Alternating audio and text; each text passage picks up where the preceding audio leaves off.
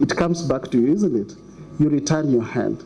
So I also want to encourage you, don't just think about yourself. Some of us, we've learned the art that as you solve other people's problems, yours get solved. So please get involved. Let even the first years know you are a good person who holds their hand even before you leave. The future of investment is being fundamentally reshaped. We are witnessing the rise of embedded finance, the growth of decentralized finance, and the increasing of profound shift in how money itself is defined. How many here trade in Bitcoins? How many know what a Bitcoin is? Huh? One person. What was finance? Monataka hii karatasi.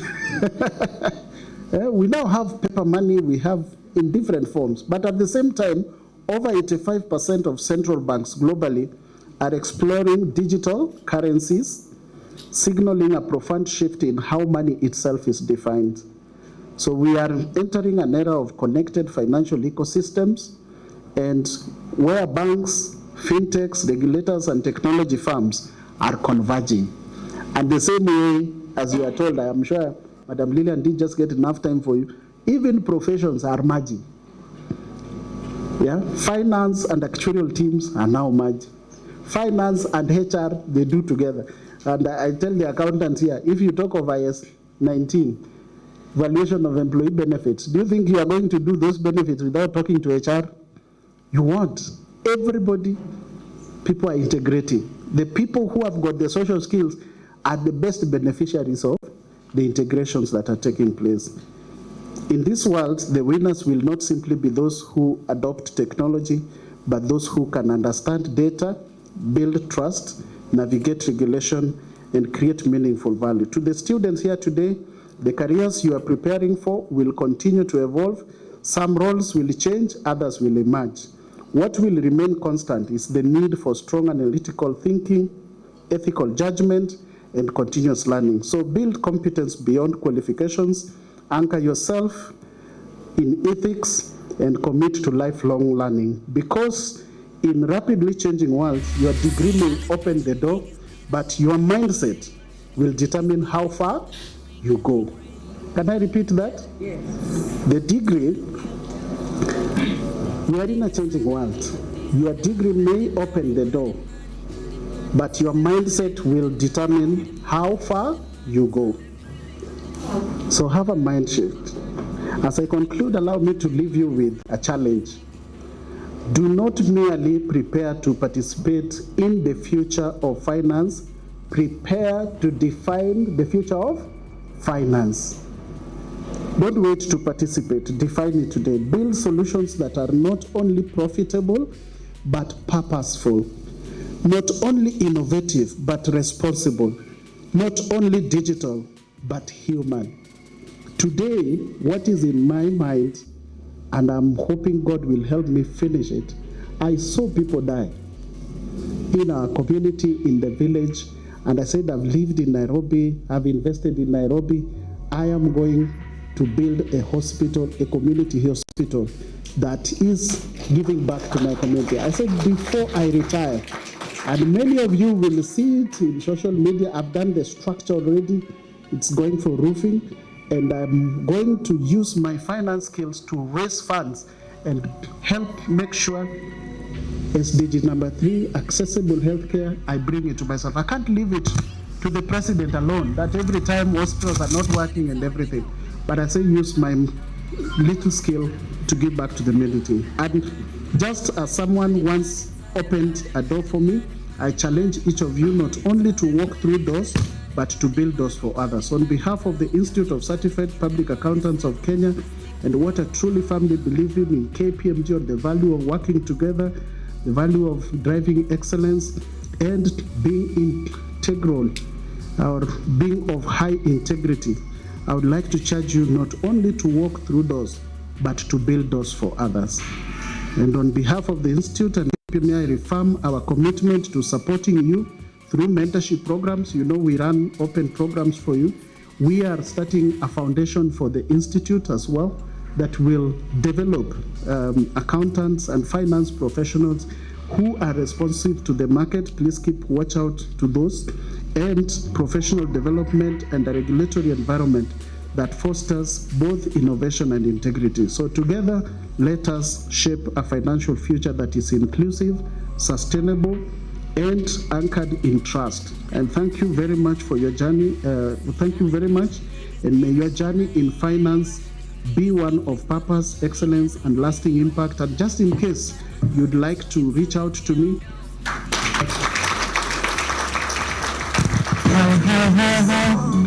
Further on. But just a little bit about the CRB, specifically Metropole CRB. Number one, CRB is your friend. How many agree?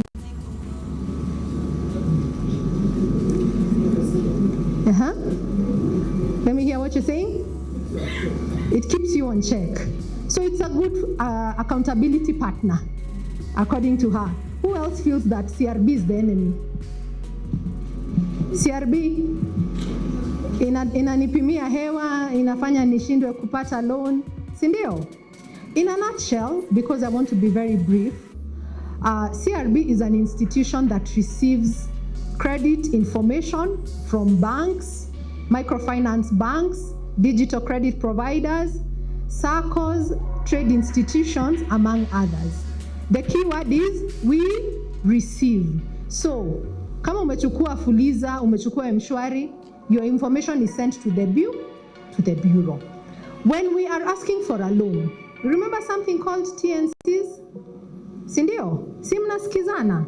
Na mnasema installment amount this much, every month, every week, as agreed. Sindio? And then you take your left hand or right hand, depending which is your dominant hand, and you put your what? Sindio? So where does the CRB come in becoming an enemy when you fail to pay as agreed, and the credit provider tells CRB, what's your good name? Helen. Say Helen took a loan, she has repaid 2 installments, she has stopped paying. What we give is what I would like to call a financial report card. Quickly, an example that brings this home. In school, all the performance of your subjects are sent to the class teacher, true? I don't know, the people who are being awarded certificates, they must have excelled at something, right? Let's call them A. They got an A in maths, another one got a D in English, CRE, and so forth. That performance is consolidated and sent to the class teacher. The class teacher gives you position in class and your overall grades, indio? A, B, whatever, isn't it? So, who has ever gone to fight with their class teacher that I got a 40% in Kiswahili?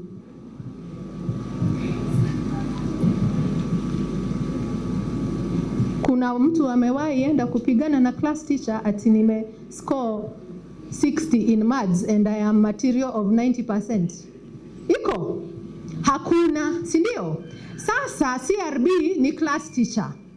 So your performance at KCB, if you have a loan and you have scored a D, and they come and tell the CRB you have scored a D, and then at the SACCO you have scored an A, we take that, we give you what we call a credit score in our context. Are we together? So if you have a good credit score, it is because of your A and your B's, and mostly A's and B's. Are we together? If you have a poor credit score, just like in the classroom context, it's because you are scoring D's and E's. At one point I used to hear E's are called excellent. I don't know. Tuko pamoja? So very briefly, sisi kama CRB ni rafiki, sisi ni class teacher. We give you your report and we do not edit or embellish. If you have a good credit score, just like the class teacher will say you are an A student, that is what we give. So what happens then? When you are seeking credit elsewhere, si hata ukitoka secondary school, pia you look for a university, si ndio? Or if you are coming from primary school, kuna wale wanafikisha threshold ya Alliance, wengine wanafikisha threshold ya other schools, si ndio? So, when a lender is assessing Helen has said, I want $500,000 and so forth. What do they look at? They ask for the report card. Just like the Alliance Secretariat will say, wacha tuone performance yake kule shuleni. So they will ping the bureau. We will give them Helen's credit report. And then they will determine what kind of relationship they want to have with you. Is it not 500, maybe 200, right? Or not entirely any credit, isn't it? Or some credit with some very stringent terms and conditions. Tuko pamoja? So as I wind up, because we'll interact later, the CRB, licensed and regulated by the Central Bank of Kenya, does not cause anyone not to get a loan. We provide your information to lenders who you have requested for a loan.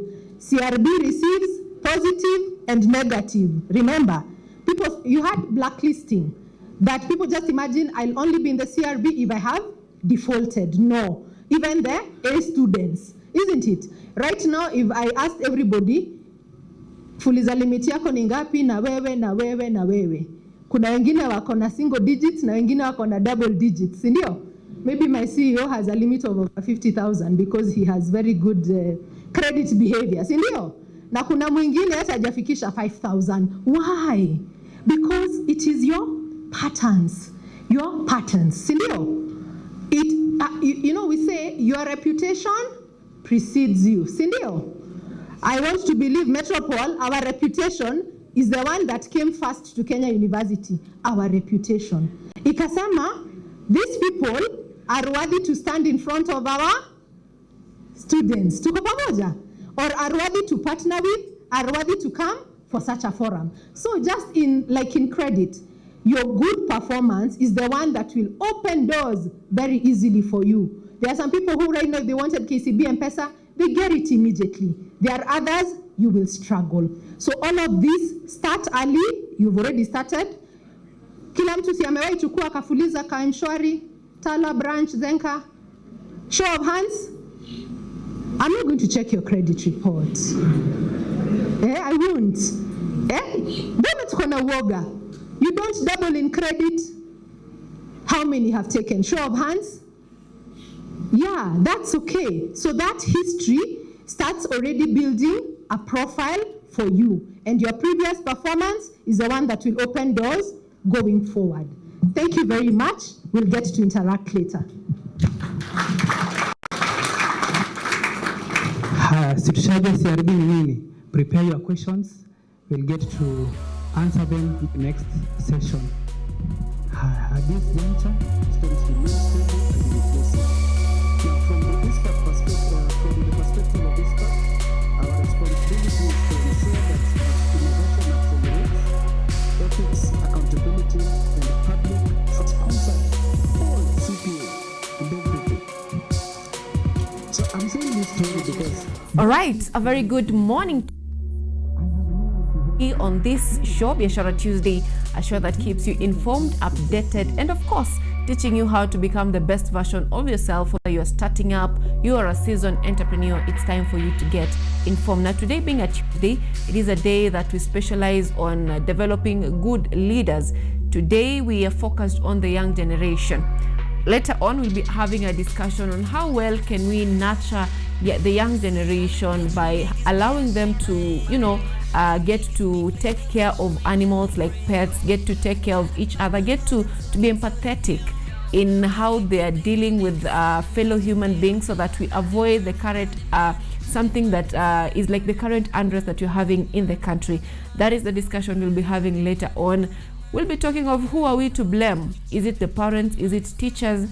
Is it the government for the morals or immorality that we have amongst our students? Now, today being a Tuesday also, we shall have a conversation on the state of the nation. And of course, this will be talking about what is shaping the world of politics, be it in governance, education, in health, everything in between. We shall be having a look at that later on what is shaping the state of the nation, and that discussion will be coming up, of course, later on during this coverage. But before we get into much of that, I want us to take a look at what is happening on the road, and of course, take a look at the weather situation in different parts of the country. Then we take a look at different newspapers that we're having this morning.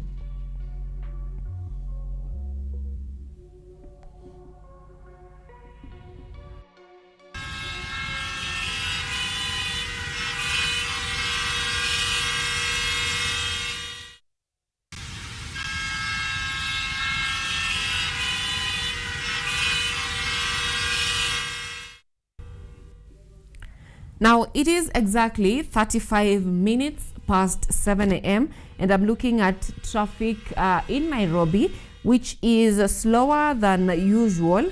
Looking at different tributaries leading to Nairobi Central Business District this morning. From those people coming from Kiambu Road, of course, this is where we are, just as expected. From all sorts, all the way to Pangani Interchange, there is a slowdown, slower than usual. This is also affecting those coming from Kiambu Road.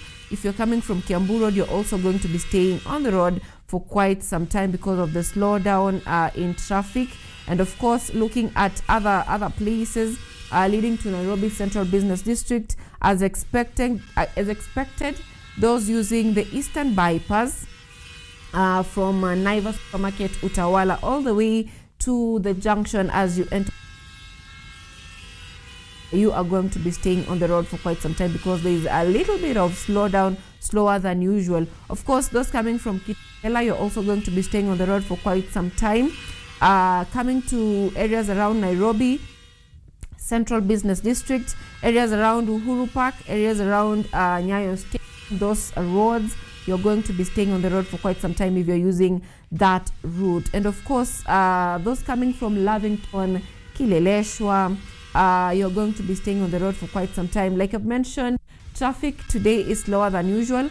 The junction around Yaya Center, if you're using that route today, you're also going to be staying on the road for quite some time. And not forgetting to mention those coming from Kitsuru, those coming from areas around Two Rivers Mall. If you're coming to town in areas around Lower Kabete Road, you're also going to be staying on the road for quite some time. So traffic today in tributaries entering Nairobi Central Business District are slower than what we always see or what we always expect in other days. Now, taking a look at the weather situation in different parts of the country, let's begin with the upper part of the country, that is Mandera. And looking at Mandera this morning, it is partly sunny and it feels like 25 degrees Celsius, and the temperatures are expected to be rising up to 28 degrees Celsius and 40% chances of rainfall from around 6 p.m. in the evening. Not in the northern part of the country, but that is Mombasa. Sorry for misleading you. That is Mombasa. Rainfall expected to around 3 p.m. at 40% chances, and right now it feels like 25 degrees Celsius. Moving forward to it is partly sunny and it feels like 27 degrees Celsius despite it being 25 degrees Celsius. They're expecting highs of to 28 degrees Celsius and also from around 11 to 40% chances of precipitation. In Mandera County, the northern part of the country, right, and it feels like 28, expecting temperatures to rise to up to 33 degrees Celsius. At the same time in Isiolo, right now it is 20 degrees Celsius and it feels like 25 degrees Celsius. The day will mostly be cloudy and they're expecting temperatures to rise to up to 29 degrees Celsius. Moving forward to the Nyanza region in Homa Bay County, right now it's 20 degrees Celsius. It feels like 24 degrees Celsius in Homa Bay. The day will mostly be cloudy and they're expecting rainfall of up to 30 to 40% from 4 p.m. up to 7 p.m. in the evening. That is in Homa Bay County. Moving forward, Kisumu County. Right now it is 19 degrees Celsius and it feels like 20 degrees Celsius. The day mostly cloudy. They're expecting temperatures to be rising to up to 28 degrees Celsius and also from 6 p.m. to 7 p.m. they're expecting rainfall of up to 40%. That is 40% chances of precipitation in Kisumu. Moving forward to the western part of the country, in Kakamega it is 18 degrees Celsius and it feels like 20 degrees Celsius. The day is mostly cloudy. They're expecting temperatures to be rising to up to 26 degrees Celsius and also from 4 p.m. all the way to 7 p.m. they're expecting rainfall chances of 20 to 50% chances of rainfall that is in Kakamega County. In the Rift Valley region, looking at Eldoret, right now it is 13 degrees Celsius. It feels like 14 degrees Celsius, quite cold. They're expecting temperatures to be rising to up to 23 degrees Celsius with 20% chances of rainfall at around 3:45 p.m. in the evening. So the day will mostly be cloudy. And moving closer to us, it is Kiambu County. It is partly sunny. Right now it is 14 degrees Celsius. It feels like it. Temperatures are expected to be rising to up to 21 degrees Celsius with no chances of precipitation. So in Kiambu County, no sign of precipitation, but then again, the temperatures will mostly be 23 degrees and below is called for them. So if you can carry yourself warmer outfit, the better for you, because Kiambu temperatures are going to be quite low today. The same applies to Nairobi County. It is 15 degrees Celsius and it feels like it, though it will be partly sunny compared to what we witness, compared to how it will be witnessed in Kiambu. In Nairobi, temperatures will be expected to be rising to up to 22 degrees Celsius. That is around 2 to around 4 p.m. Where temperatures will be rising to around 22 degrees Celsius. Then it cools as the day progresses. So if you're in Nairobi today, it was yesterday in Nairobi County. So that is of the traffic and of course the weather situation in different parts of the country.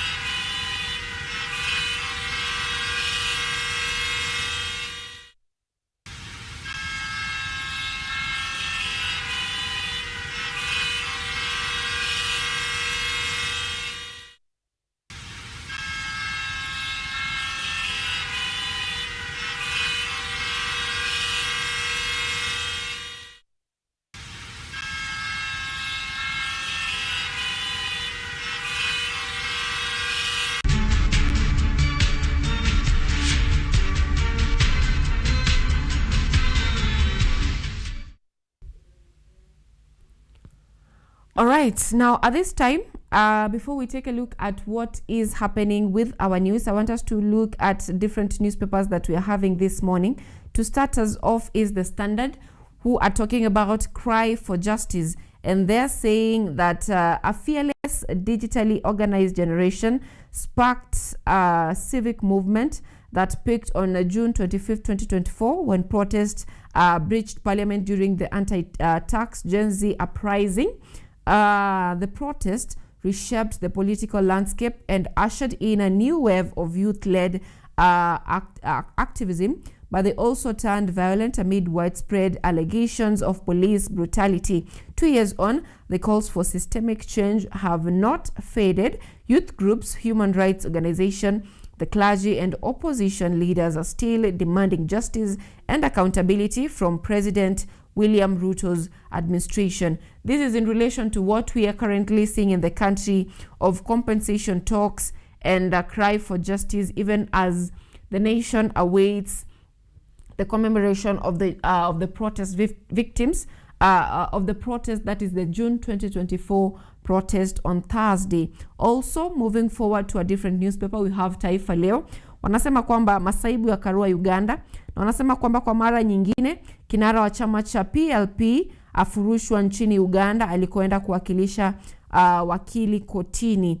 And just so you know that Martha Karua, apparently she has been permanently banned from getting her foot in the Republic of Uganda. That is what is currently going on. And the Law Society of East Africa has said that it might be going to court for the same matter on human rights, and the complaints of East African citizenship is something that Martha Karua has really question following what transpired yesterday. Also katika gazeti la Taifa Leo wanasema kwamba Wakenya wengi hawajui wana ukimwi, and they're saying that takriban Wakenya 300,000 walioambukizwa hawajapimwa hali zao, watarisha maisha. And they're saying in that report, if you take a look at that on page 3, that 1 out of 5 people with HIV AIDS, one of them does not know that they are positive. So it is a worrying trend of rising cases of infection, of HIV infection. Another story on Taifa Leo, serikali kusaidia waathiriwa wa moto Gikomba. That is in relation to what transpired on Sunday morning. Was it on Sunday, where Gikomba market once again it was on fire. Also they're talking of June 25th, serikali yaonya upinzani, and this is in relation to the planned protest. And also in politics wanasema kwamba Orengo ataka Ruto asitie saini mswada wa fedha, and asema mswada huo ulipitishwa na wabunge wachache mno. And this is because more than a half of members of parliament were absent during the voting of the finance bill 2026-2027. Moving forward to Daily Nation. Daily Nation are saying puzzle over Ruto's cybersecurity unit. And previously you would just say anything on social media, anything would happen as you please on social media. But right now there is, apart from the cybersecurity laws, there is a unit that is specifically dedicated to look at cyber crimes. And this might land you faster in jail compared to previously what was happening. Another story is Karua's ordeal at the hands of Ugandan agents. That is a similar story that we've seen on Taifa Leo. And they're also talking of principal state trade blame over school unrest. In relation to what we'll be talking about later on the launch, school unrest, who are we supposed to be blaming? Is it the government? Is it parents? Is it teachers? And right now, principals are blaming, are trading blame over what is transpiring in schools. Now moving on to the People Daily. The People Daily are talking of finance bill fallout. MPs risk rejection in 2027. And they're saying that a political storm is gathering for 186 lawmakers who skipped the crucial budget vote, with critics warning their absence could haunt them at the ballot box. As public anger grows, some lawmakers are scrambling to explain why they missed a session many Kenyans view as a defining test of leadership, accountability, and duty to the people they serve. This is a 6 members of parliament who missed the voting process during the voting of the finance bill 2026. I don't know who they are afraid of more. Is it the president or is it people? That is yet to be established. Now moving forward to the Financial Standard. The Financial Standard are talking of how MPs plotted to kill KRA's enforcement powers. And the Financial Standard says that leeway, however, in what could appear to be an incremental win for the taxman, legislators yielded to give the tax authority powers in determining taxpayers' liabilities. That is on the Financial Standard. And of course, moving away from our country to different newspapers of our neighbors. In Tanzania, the Citizen saying that revealed top drivers of data consumption. They're also talking of private sector wants greater role in Vision 2050 execution. They're also saying, talking of concert noise, Dar residents suffering in silence, a similar situation that we are seeing in Nairobi's capital, where we're having several clubs mushrooming even in residential areas and causing mayhem or noise at a time when people want to rest. And gazeti la Mwananchi wanasema kwamba mswada mpya bala ni ule wa marekebisho ya sheria ya fedha mwaka 2026 yanawezesha serikali kukopa benki kuu kwa muda wakati wa dharura. A similar situation that we are witnessing here in the country, also across our borders. They're complaining of their finance bill, and for them they are complaining of the new finance bill allowing the government to borrow once there's an emergency. That is what Tanzanians are complaining about. And there are also different stories. Mfupa mgumu kukomesha kelele, hatari kwa afya yako. Wanasema pia huko Chadema hakuna kulala. This is Tanzanians politics. That is kwa gazeti la Mwananchi.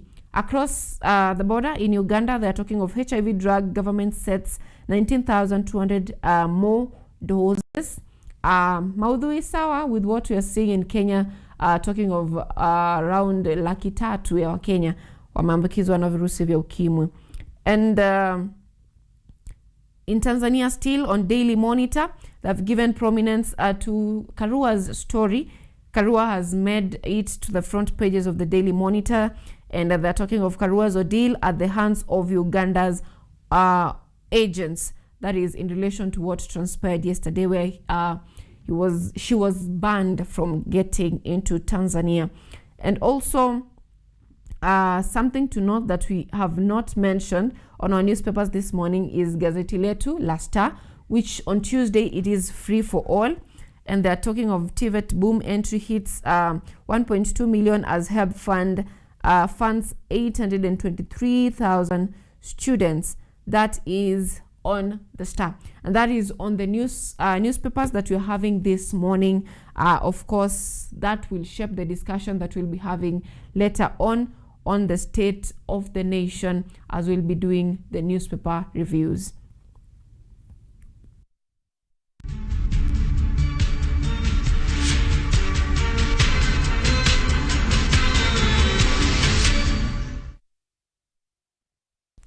Now on to our news update this morning. The government has launched the Coffee Revival Program in Kirinyaga, that is in Kirinyaga County, in a bid to boost production and improve farmers' incomes. The initiative forms part of a broader sector reforms aimed at strengthening cooperatives and expanding market of Kenyan coffee. Edna Nerea starts us off this morning with that report. Coffee farmers are expected to benefit from a new government drive following the launch of the Coffee Revival Program in Kirinyaga County, with officials saying the initiative will boost production, increase earnings and strengthen cooperatives. While speaking during the event, President William Ruto said the government is committed to restoring the profitability of the coffee subsector through ongoing reforms, adding that farmers must receive better returns for their produce as efforts to boost production and strengthen cooperative movements gather pace. Tunaanza ukurasa mpya kwa sekta ya kahawa na kwa kilimo na wakulima wa taifa letu la Kenya. Mpango huu wa kufufua kahawa kupitia kwa vyama vya ushirika ama cooperatives una lengo moja, kuhakikisha ya kwamba mkulima anapata pesa zaidi. President Ruto also urged leaders to prioritize the interest of citizens, stating that finance bill is designed to expand resources and development opportunities and should not become subjects of political contestation. Sasa wewe umetumwa na hawa wananchi wa kahawa, uende bunge usimamie mambo yao pale. Kwa hiyo bill mimi na sign kesho, ambayo wewe unapinga, iko pesa ya kahawa, iko pesa ya mbolea, iko pesa ya kusaidia wananchi wako, na wewe umeenda kuambiwa story na watu ambao hawajui nini inaendelea, wanakuambia ati uende upinge. Hiyo ni kukosa akili ama ni kuwa na akili sijui aina gani? Sio, ni upuzi mkubwa sana. Leaders at the event said ongoing reforms in the coffee sector are aimed at eliminating cartels, ensuring timely access to subsidized farm inputs, and restoring profitability for farmers across the country. Na nipongeze kaunti zetu kwa kuendelea kukuza kahawa, na pia zile kaunti ambazo zimeanza kukuza kahawa, karibuni. Na nikupongeze Rais kwa kupanua ukuzi wa kahawa katika nchi yetu. Now we have 35 counties out of 47 which are growing coffee. Very soon, coffee is going to be the cash crop of Kenya. They also welcomed the rollout of coffee sector interventions, saying increased access to farm inputs, extension services and financing will help raise production and improve farmers' earnings. Is a reaffirmation, Your Excellency, of your commitment to restoring coffee as a key driver of economic growth, prosperity, and dignity for our farmers. Coffee remains one of the most economic pillars in Kenya, and particularly in Kirinyaga County. Mwenyewe ulidirect ukasema ya kwamba Kenya haifanyi vizuri kwa mambo ya kahawa, na ungetaka kahawa itoke zile tani 50,000 mpaka 150,000. The Coffee Revival program now shifts focus to implementation, with farmers expected to benefit from increased production, better returns and expanded market opportunities. Edna Nerea, KUTV, Nairobi. To improving service delivery to citizens through the ongoing public service reform aimed at enhancing efficiency and accountability. And Fatma Mwini Hamisi reports these reforms are being implemented within a modern working environment driven by technological advancements and innovation. This is according to Public Service Cabinet Secretary Geoffrey Ruku. Cabinet Secretary for Public Service, Human Capital Development and Special Programs, Geoffrey Kiringaruka, has urged public servants across the country to uphold accountability, integrity, and professionalism in the discharge of their duties. Success will depend on strong cooperations among national governments, county governments, development partners, the private sector, the research institutions, civil society organizations, and local communities. The government remains committed to strengthen service delivery through the adoption of technology and innovation. This is as he commemorated the African Republic Service Day in Kenya. This year it is called for a new approach to governance and that prioritize resilience, sustainability, innovation, and long-term planning. We must therefore continue investing in water security, environmental conservation, catchment protection, sustainable infrastructure. Meanwhile, Principal Secretary in the State Department for Public Service and Human Capital Development, Dr. Jen Kerry, said that protecting workers' rights and creating safe and respectful workplace are the key pillars in the strengthening the public service. Indeed, water is not merely a resource, it is the foundation of life. Health, dignity, food, security, environmental stability, and economic prosperity. Therefore, access to safe water and sanitation remains indispensable to the realization of Africa's Agenda 2063. She added that the public service is committed to upholding human rights, building public trust in the government institution, and promoting justice and good governance for all citizens.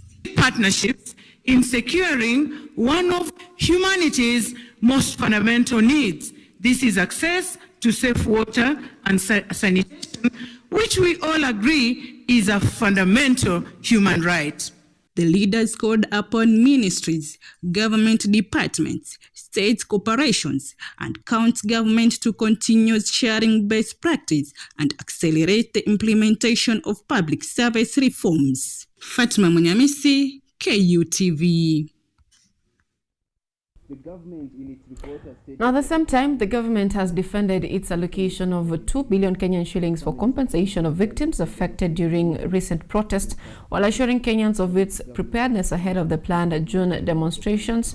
The government has, at the same time, condemned the use of hired guns in political activities and reaffirmed their commitment to ongoing housing and infrastructure projects, despite criticism from the opposition. Anyango reports. In its report has stated that the 2 billion set aside for compensation will support individuals and families affected by violence and demonstration witnessed during past protests. According to government spokesperson, officials maintain that the fund is part of the efforts to restore livelihood and promote national healing.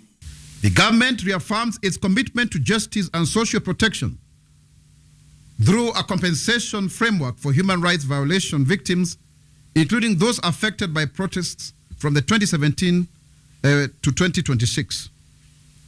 Compensation for protests will begin soon, as will be directed by the head of state, His Excellency President William Ruto, the head of state and head of government. This demonstrates a timely, fair, and transparent response to past hardships. This program is called Uwiano. It's about restorative justice, not retribution. On security matters, government spokesperson Isaac Mwaura has assured Kenyans that security agencies are fully prepared ahead of the planned June protest.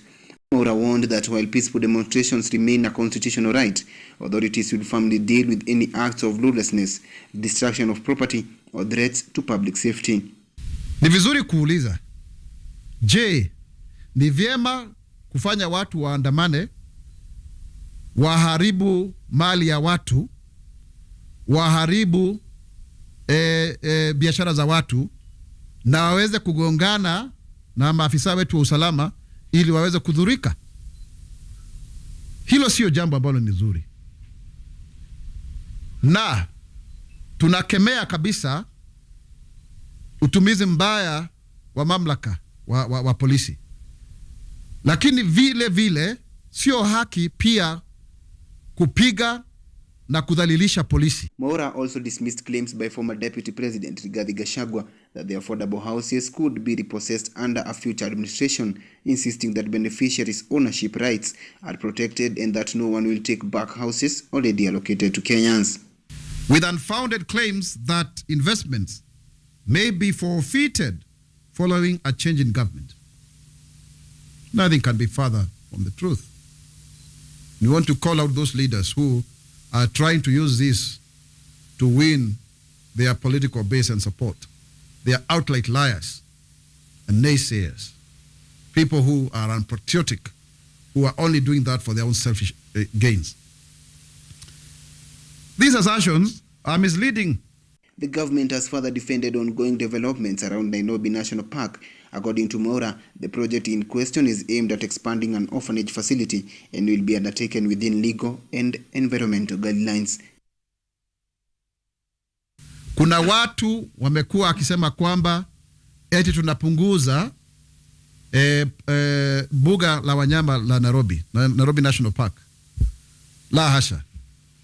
Ile orphanage ambayo iko pale ni ndogo. Sasa inasongeshwa iongezewe ekari ya ardhi, ekari 76, na itasongeshwa kilomita 1.5 ili iwe karibu na ile Bomas International Convention Center. Edward Nyamo, KUTV. Speaking during a community engagement. Now, political leaders from the Coast region have been urged to support and sponsor young people to enroll in maritime and blue economic courses. During a community engagement in Mikindani in Jovusam County, Presidential Advisor on Political Affairs Karisa Nzai advised the youth to take advantage and benefit from these employment opportunities.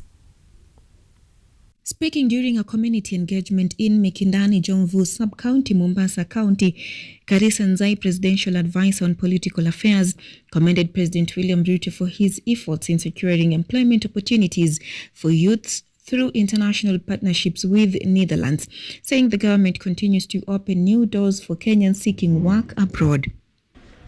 Tunamshukuru Rais William Ruto kwa sababu alipokuwa Uholanzi juzi amekubaliana na makubaliano na serikali ya Uholanzi. Lazima tumkumbatie rais. Yale mambo ambayo ametufanyia sisi. William Ruto ametukumbuka, especially hapa pwani. Hakukubali mtoto abaki nje. Kama anaweza kwenda nje kututafutia nafasi. Nzai says the agreement with the Netherlands is expected to create job opportunities for more than 120,000 Kenyan youths in 3 months, with the first phase targeting 40,000 beneficiaries. Nzai also cited partnership with management of Norway that will provide 1,000 seafaring jobs for qualified Kenyans.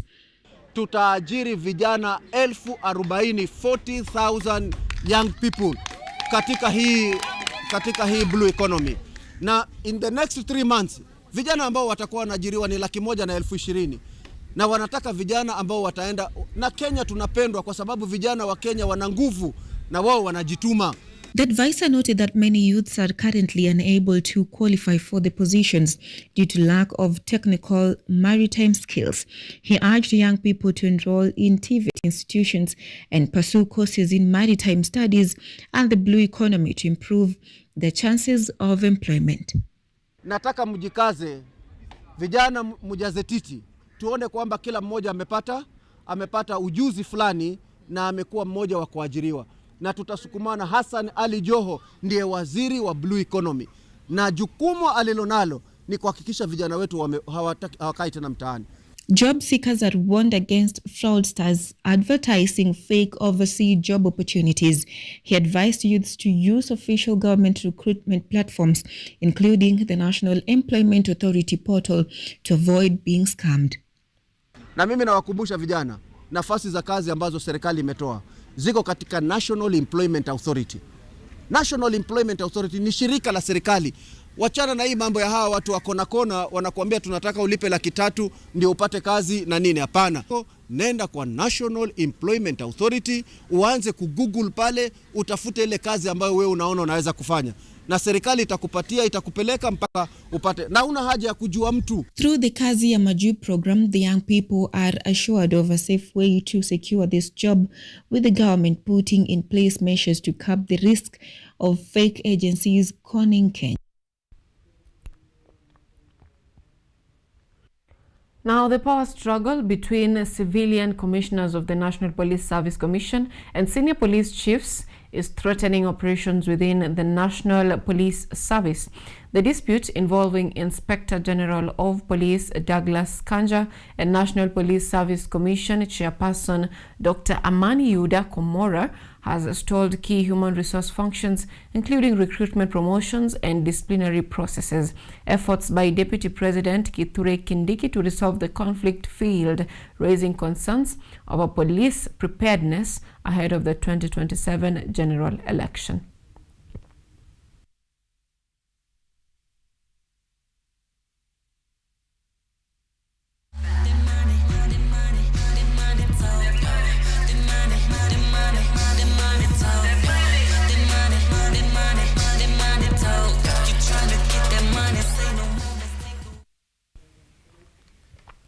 Now, at the same time, Eastern Regional Commissioner Jacob Muganda has assured residents and businesses that security agencies are fully prepared to maintain law and order during Thursday's Gen Z anniversary demonstration commemorating victims of the 2024 anti-finance bill protest.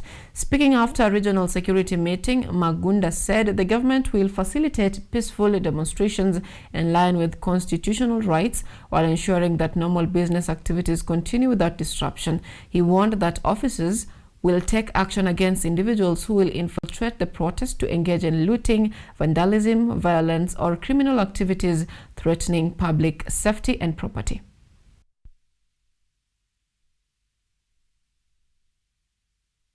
Katiba ni msingi wetu kama jamhuri, na wananchi wako na haki ya kuandamana na kujieleza, na sisi tutahakikisha kwamba wanaandamana na kujieleza kwa njia ya amani kwa mujibu wa sheria zilizowekwa.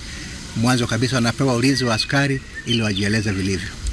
Lakini kumekuwa na uhuni, mara magenge yanajumuika na wale watu wahuni, wanaingia pale, wanachoma miundo msingi, barabara, wanavuruga usafiri, wanazuia wengine kufanya shughuli zao, wanavunja maduka, wanavunja mahoteli na kula maamri na vyakula vya watu ambao walikuwa wameweka uchumi. Now, businesses in Mombasa are set to benefit from a new digital addressing program aimed at improving visibility and access to markets. The initiative, launched by the Kenya National Chamber of Commerce and Industry, KNCCI, Mombasa Chapter 6, to help enterprises become easier to locate and connect with customers through digital technology. Yvonne Shirisha with full details. Anyango Mombasa Business Mapping and Digital Discoverability Campaign Program is set to provide businesses with verified digital addresses, mapped location, and digital profiles. Officials say the system will reduce the challenges caused by unclear direction that have long affected trade and service deliveries in many parts of the country. Anyango gives every business an address, an identity, and much needed digital presence.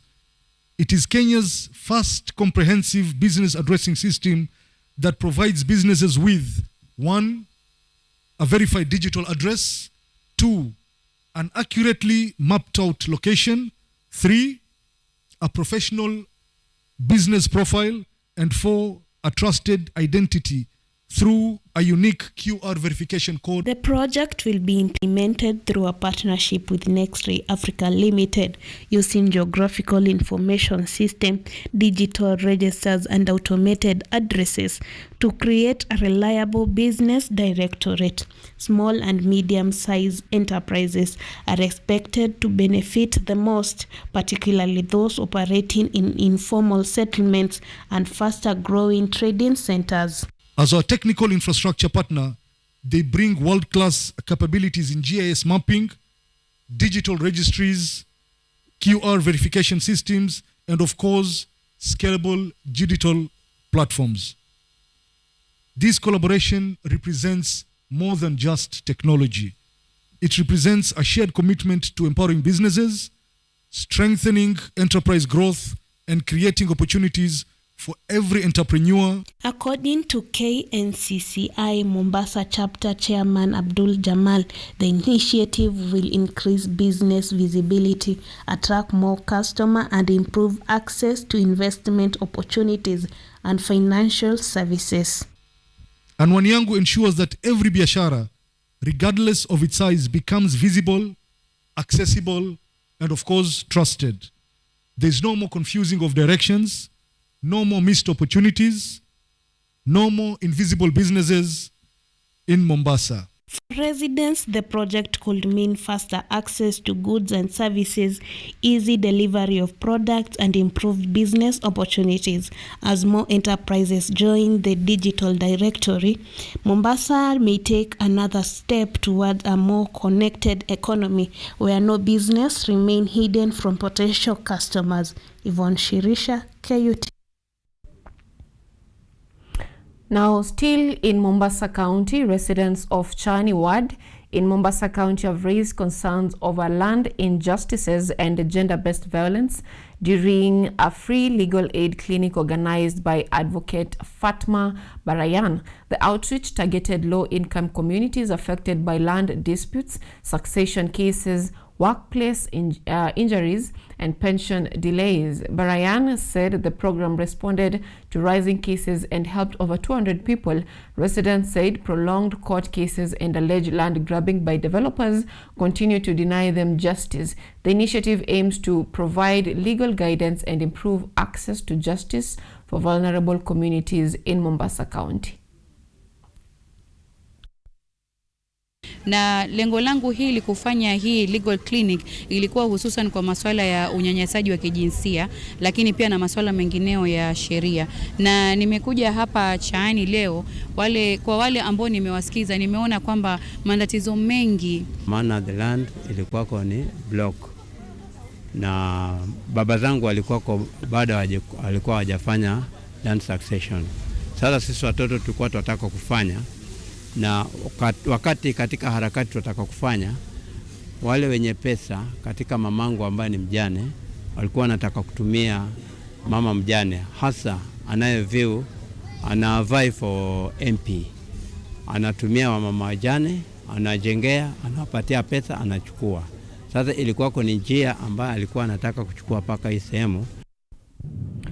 Now, across our borders, British Prime Minister Keir Starmer has announced his resignation following calls from members of parliament within his Labour Party and some of his ministers who claim he was not the right person to lead the United Kingdom. However, Keir Starmer is not the first British Prime Minister to resign since the office of Prime Minister was established in Britain in 1721. Our reporter Hassan Lewa takes a look at into history of British Prime Ministers who resigned and the reasons behind their departures. Since the office of Prime Minister was formally established in 1721 during the reign of King George I up to the current reign of King Charles III, British Prime Ministers have resigned from office on numerous occasions. Walking up this street 2 years ago was the proudest moment of my life. The reasons for the resignations have varied. In many cases, prime ministers have stepped down after losing general elections. At other times, they have resigned due to internal party conflicts. Some have faced accusations of poor leadership, while others have left office following political scandals. That's what I came into politics for. The journey to that point was not easy. Here is a look at the last 10 prime ministers who have resigned. Beginning in 1979, Prime Minister James Callaghan resigned after losing the general election. Margaret Thatcher resigned in 1990 following divisions within the Conservative Party. She was succeeded by John Major, who resigned in 1997 after his election defeat. He was followed by Tony Blair, who stepped down in 2007 after 10 years in office. Gordon Brown resigned in 2010 after losing the general election. In 2016, during the heated debate over whether Britain should leave the European Union, Prime Minister David Cameron resigned after losing the Brexit referendum. The Brexit issue also haunted Theresa May, who failed to secure parliamentary approval for Britain's withdrawal agreement from the European Union, forcing her to resign in 2019. Boris Johnson succeeded Theresa May and resigned in 2022 amid scandals within the Conservative Party. Liz Truss took over but resigned after only a short time in office following economic turmoil. Rishi Sunak then assumed leadership and resigned in 2024. I want to thank the brilliant Number 10 staff and our country's extraordinary civil service who dedicate their lives to public service. And when I leave the biggest job in the country, I shall spend more time on the most important job, being the best husband I can to my fantastic wife Vic, who has been a rock by my side through good times and bad, and being the best dad I can to my beautiful children, who are my pride and my joy. Thank you very much. And now, Keir Starmer has also announced his resignation following his Labour Party election defeat and growing loss of confidence among members of parliament within his party.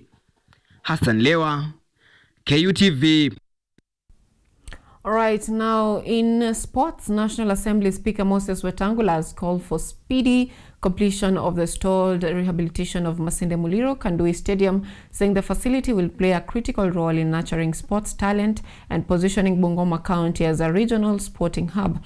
Speaking after an inspection tour of the stadium on Monday alongside Cabinet Secretary for Youth Affairs and Sports Salim Mvurya, Speaker Wetangula welcomed the ministry's commitment to complete the project by October this year. During the visit, the leaders reviewed progress on the rehabilitation works, assessed pending tasks, and received timelines on the completion plan. Tumeketi na Mheshimiwa Spika na tumeweza kutathmini mambo ya utekelezaji ya mradi huu wa Masinde Muliro Stadium. Na katika mazungumzo yetu tumeweza kuelewana kwamba uwanja huu uweze kukamilishwa na kutumika kufikia mwezi wa Oktoba. Tumesikizana na yeye kama serikali kwamba hii stadium ina shamba hapo nje ambayo pia tunataka kuitumia kwa kuweka viwanja vya kucheza michezo ya basketball, ya netball, ya volleyball, ya handball na baadaye pia tuongeze public swimming pool ya wananchi.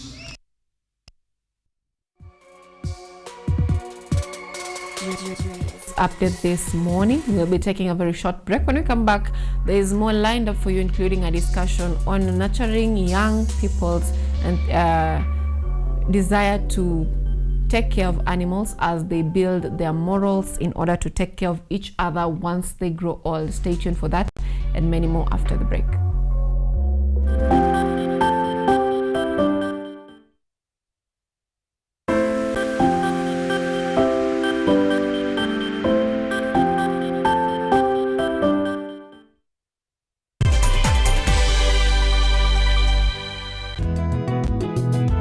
Kila safari huanza kwa hatua moja.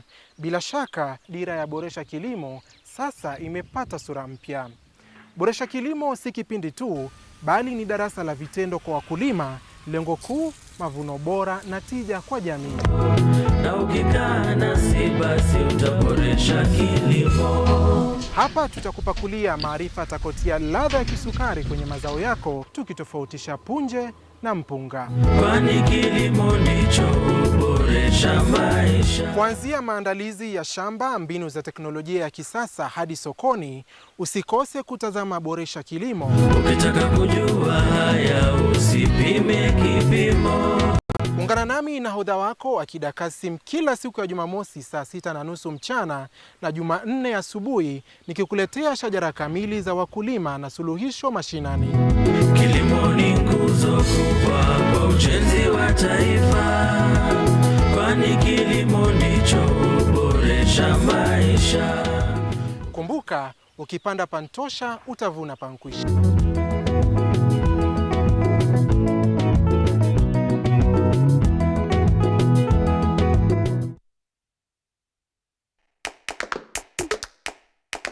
Badala ya kutafuta kazi, tunaweza kuanzisha miradi yetu ambayo ingetusaidia kubadilisha maisha ya wazazi wetu. Kwa vijana wenzangu, wengi hawana kazi, lakini ikiwa sisi wenyewe tutajiamini, tunaweza kujiajiri wenyewe. Afrika kwa kweli tuna mahitaji ambayo ukiyasuluhisha unaweza kuathiri watu kwenye bara hili. Bila woga,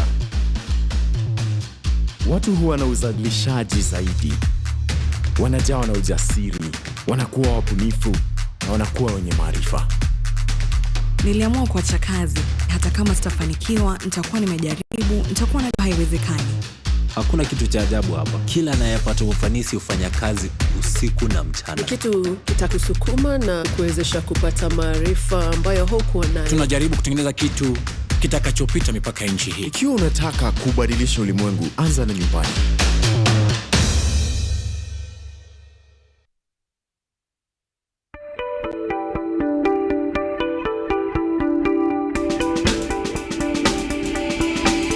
We know life gets busy, but your well-being is of great importance.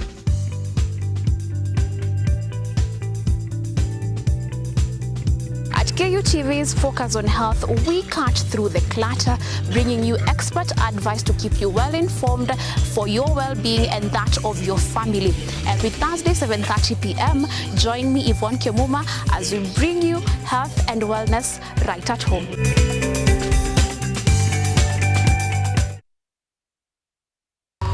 2, 3, keep on going. 4, 5, 6, keep on going. 7, go for 8. Give me 9.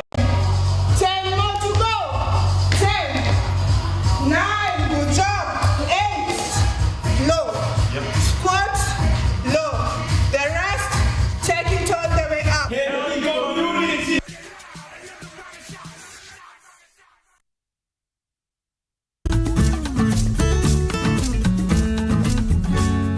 Hi, my name is Stella Tioi. Jina langu naitwa Okemwa Mokwa James. This is Mandela Gaya. Ugonjwa ulipokuja ulichukua siku 3 ukaniweka in coma.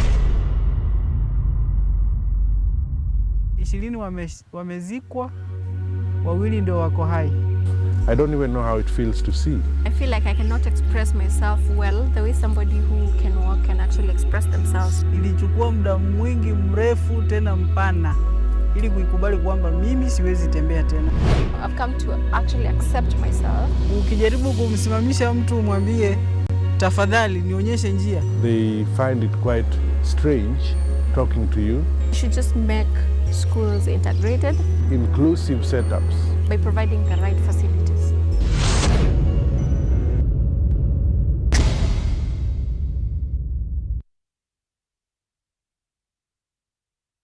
Bajuka ni kama unarusha mikono, tingisha kichwa chuko usivute kisogo. Mbona nyinyi na wawasha nkikula nyama choma tu firifiri na give me your hand and shoulder. I'm feeling vibes on vibes. I'm a ticking diner. Tell them twerking. Pull up the lumber swerving. I work so hard, you know I don't want no stress. I no get time to impress. Got a girl with a lovely dress. Yeah, yeah.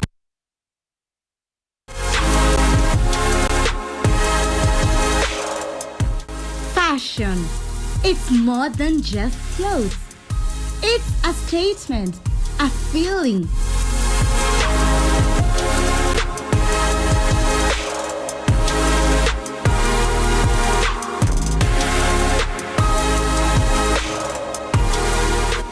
An art form, a way to express yourself, a reflection of who you are. It's Fashion Diaries.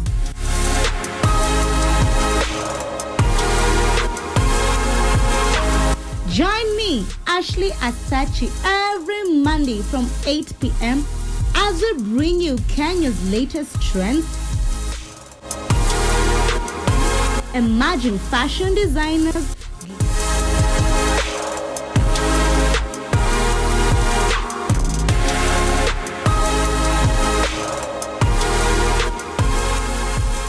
glamorous fashion events,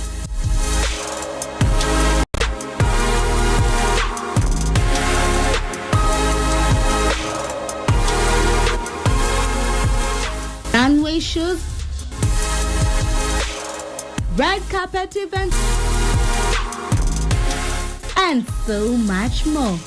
Fashion Diaries, unleashing your inner fashionista.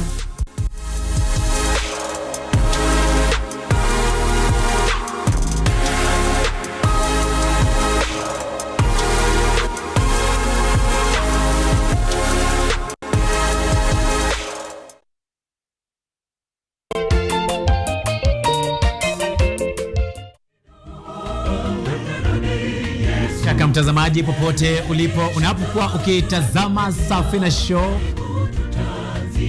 inang'oa nanga sasa hivi. Ungana nami Albanas Mwania, nahodha wa Safina Show, nikutoe ng'ambo ya pili hadi ufuoni. Safina Show, sauti ya matumaini. Get ready to embark on a journey into the exciting world of technology as we uncover the latest trends, interview top thought leaders, and dive deep into the world of tech like never before. Currently, we are facing the challenge in terms of finance. It requires one to move from different counties because we really need a large data set for our model to be more accurate. In this new and exciting series of the Technovation Show, join me Yvonne Kimuma every Monday 8:30 p.m. for a fun and thrilling experience as we explore the cutting-edge developments, meet visionaries driving change. Somebody who is in the underground mine doesn't know the presence of those gases. So there are a lot of gases involved. There is methane, there is carbon monoxide, and there's also hydrogen sulfide. These gases actually, they are very dangerous and they're very toxic. And discover the endless possibilities of the tech world.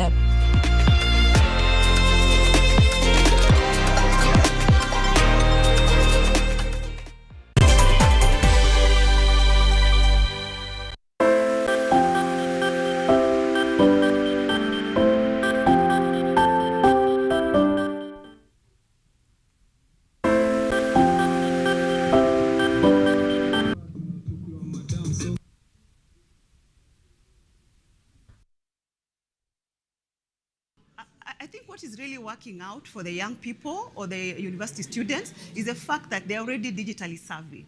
So what is remaining is such a small part that if universities can come together with the industry, then that gap will not be there. They already have what it takes. What needs to be done is just a bit of nurturing, and we'll be able to build a very strong nation. Because digital, the fact that they're able to interact with technology at a very tender age, then what is remaining is just the industry expectation coming together. And that's why people like us now, the HR practitioners, the employers, we need to reach out to the institutions of higher learning.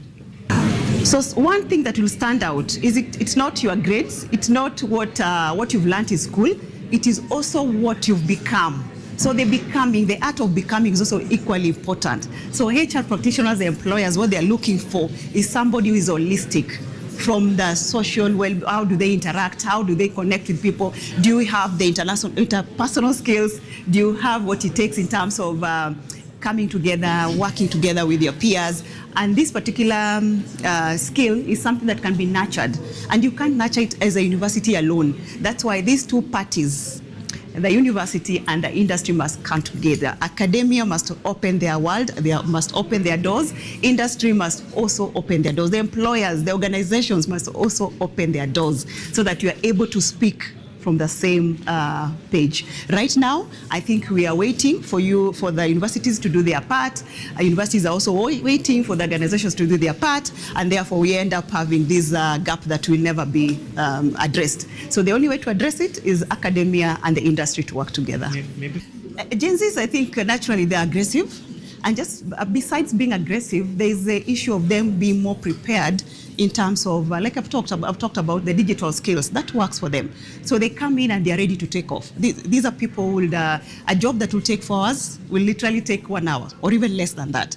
So that gives them an upper edge. The only thing that maybe they need to polish on, like I've said before, is more of now, how do they integrate with the current workforce? Because you look at the workforce that is there, we have different or rather multi-generational gaps, whereby we have the baby boomers, we have the traditionalists, we have the Gen Y, the Gen X, and everybody included. So how do we get also to prepare the Gen Z to work with everybody else? Because right now we are preparing the people to work with Gen Z, but are we also preparing Gen Zs to work with everyone else in the workforce?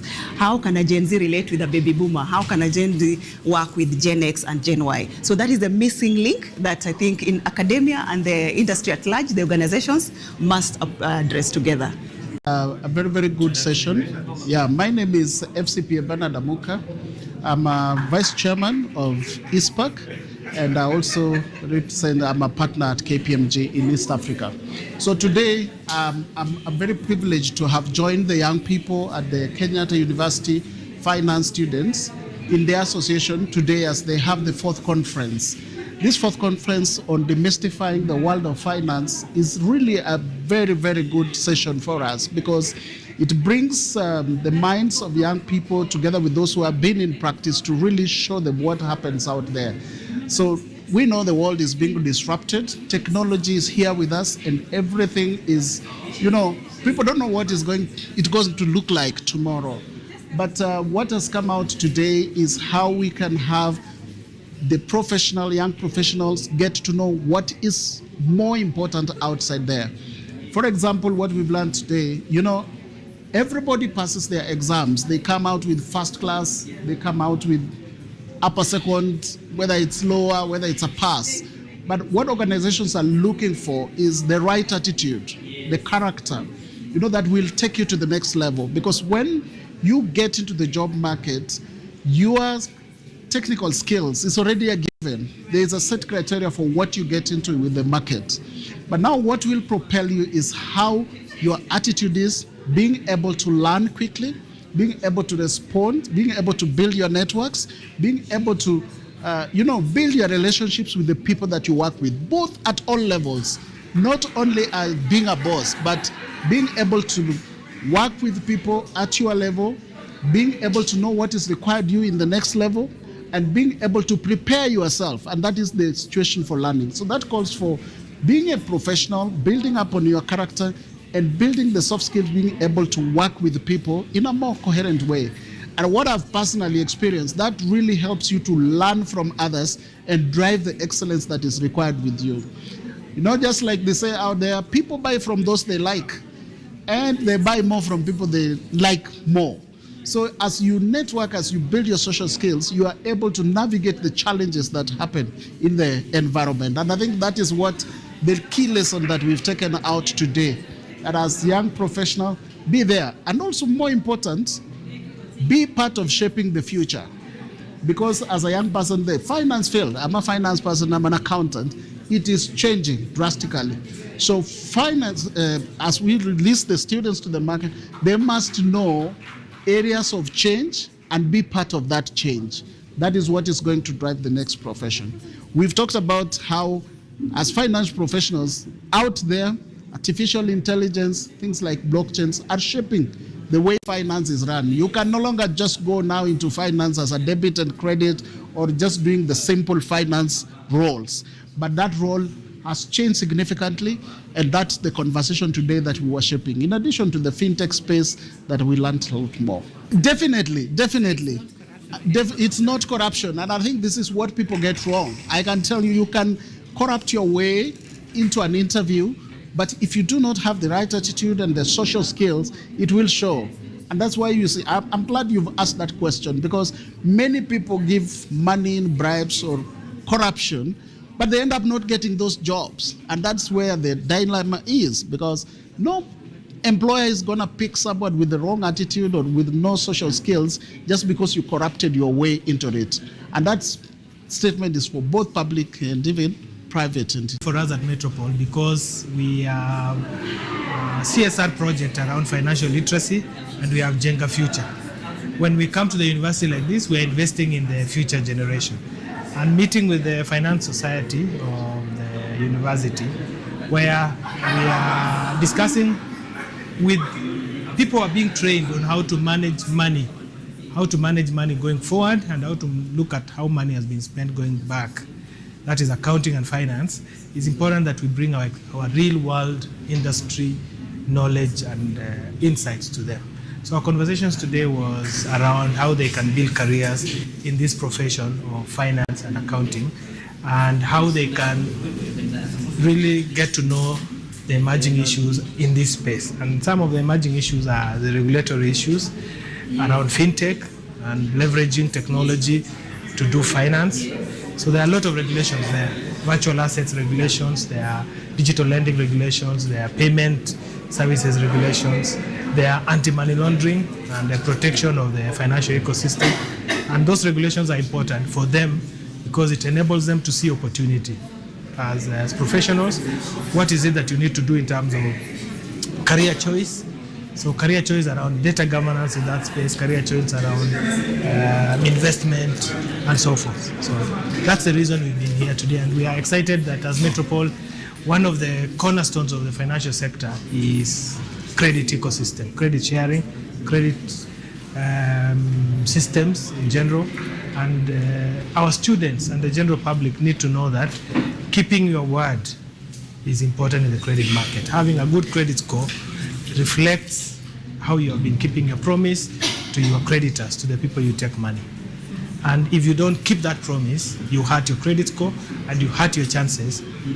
Even at this early age as you come into the market, if you lose it now, it's very hard to repair. We are in a risk-based pricing, interest rate regime. So if you don't have a good credit score, other than possibly suffering access, you'll not be able to access. You'll also now, even if you access, slightly pay more in interest rates. So it's important to have that knowledge in advance so that you deal with it yourself and know that you don't borrow for luxury, you borrow to create value that you take to the market. Yes, so labor and your skills are a product you bring to the market. So you bring yourself to the market. And when you come to the market, you need to be paid. Now, there are places where when you sell your time or you sell your skill, you are paid less. And there are places where when you sell your time, you sell your skill, you are paid more. Now, is it possible to know which places actually pay more, which places pay less? The answer is yes, because you are paid based on how you impact income in that market.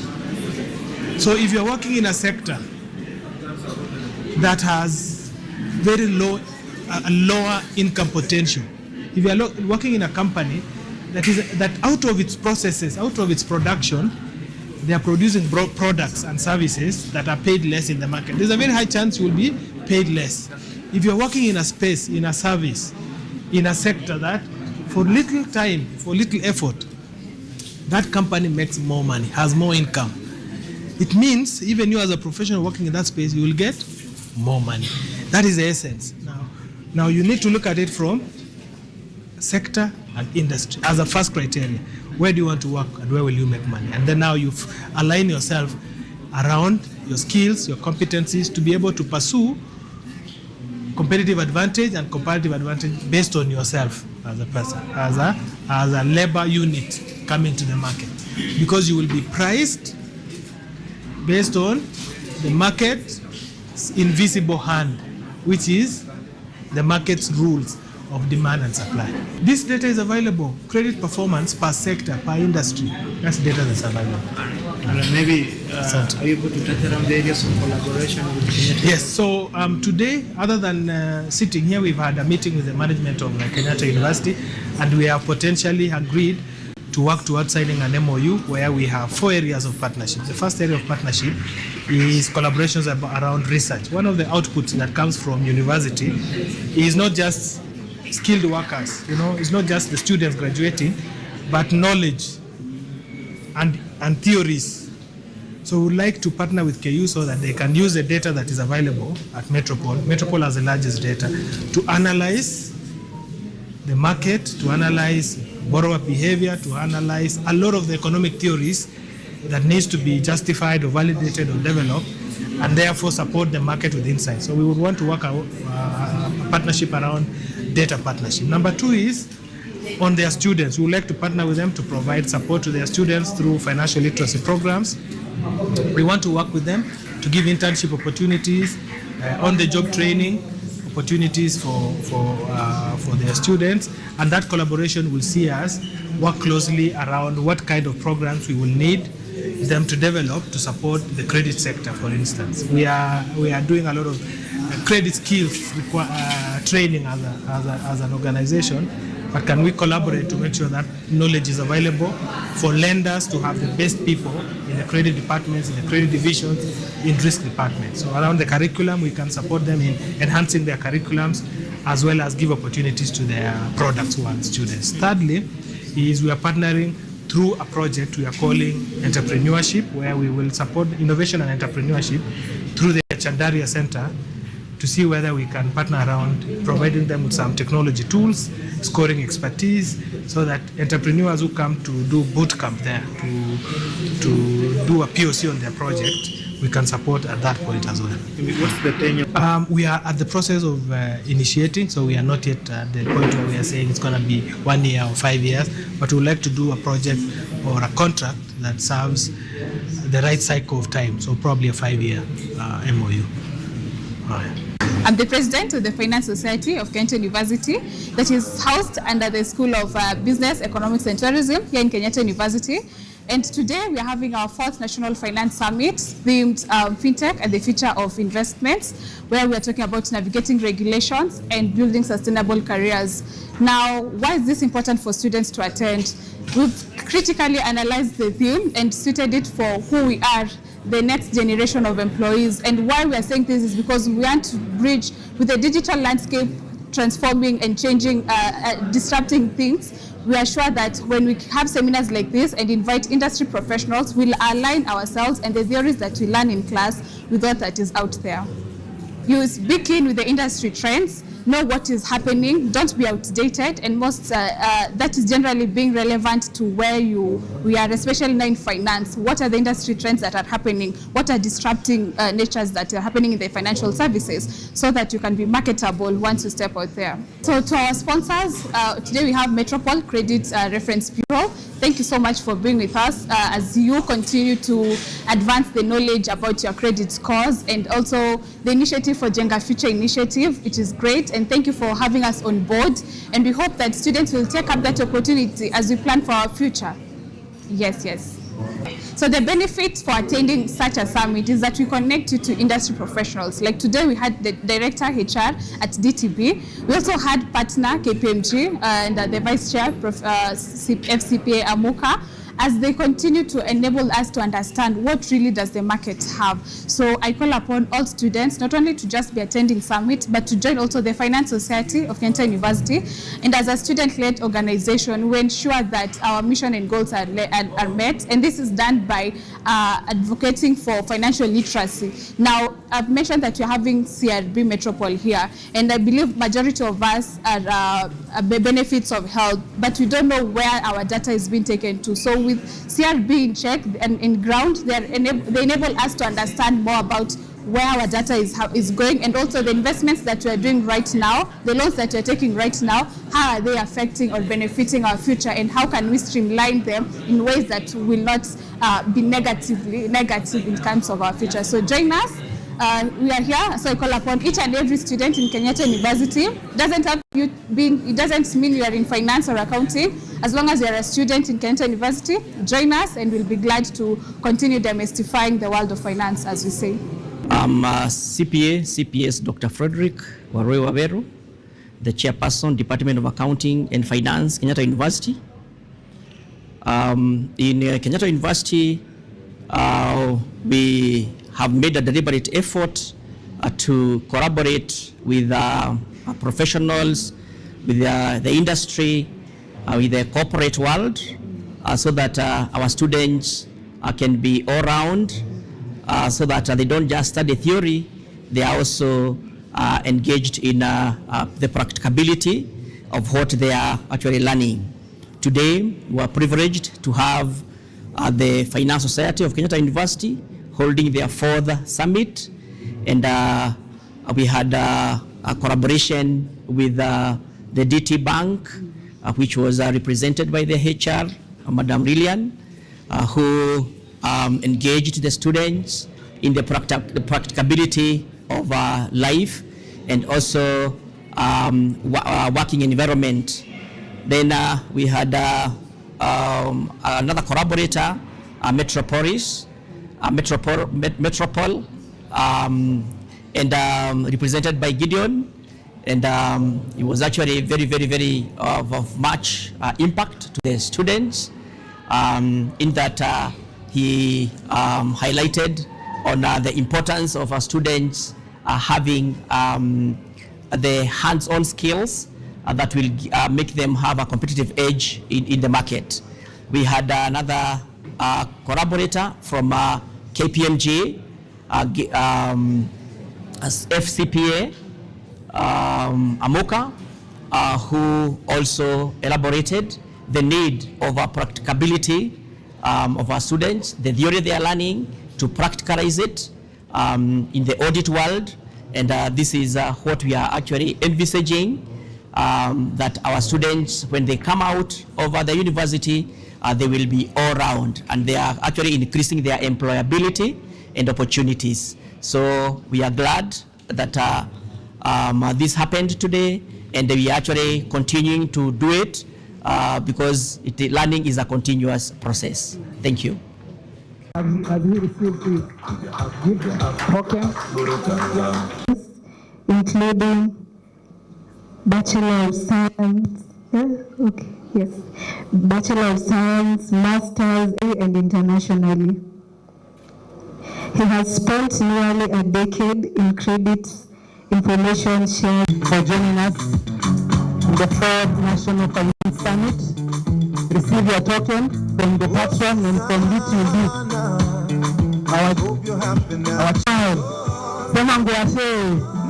Oh, very nice. Next is the universities. Thank you so much, cameraman. Iko sawa. The universities.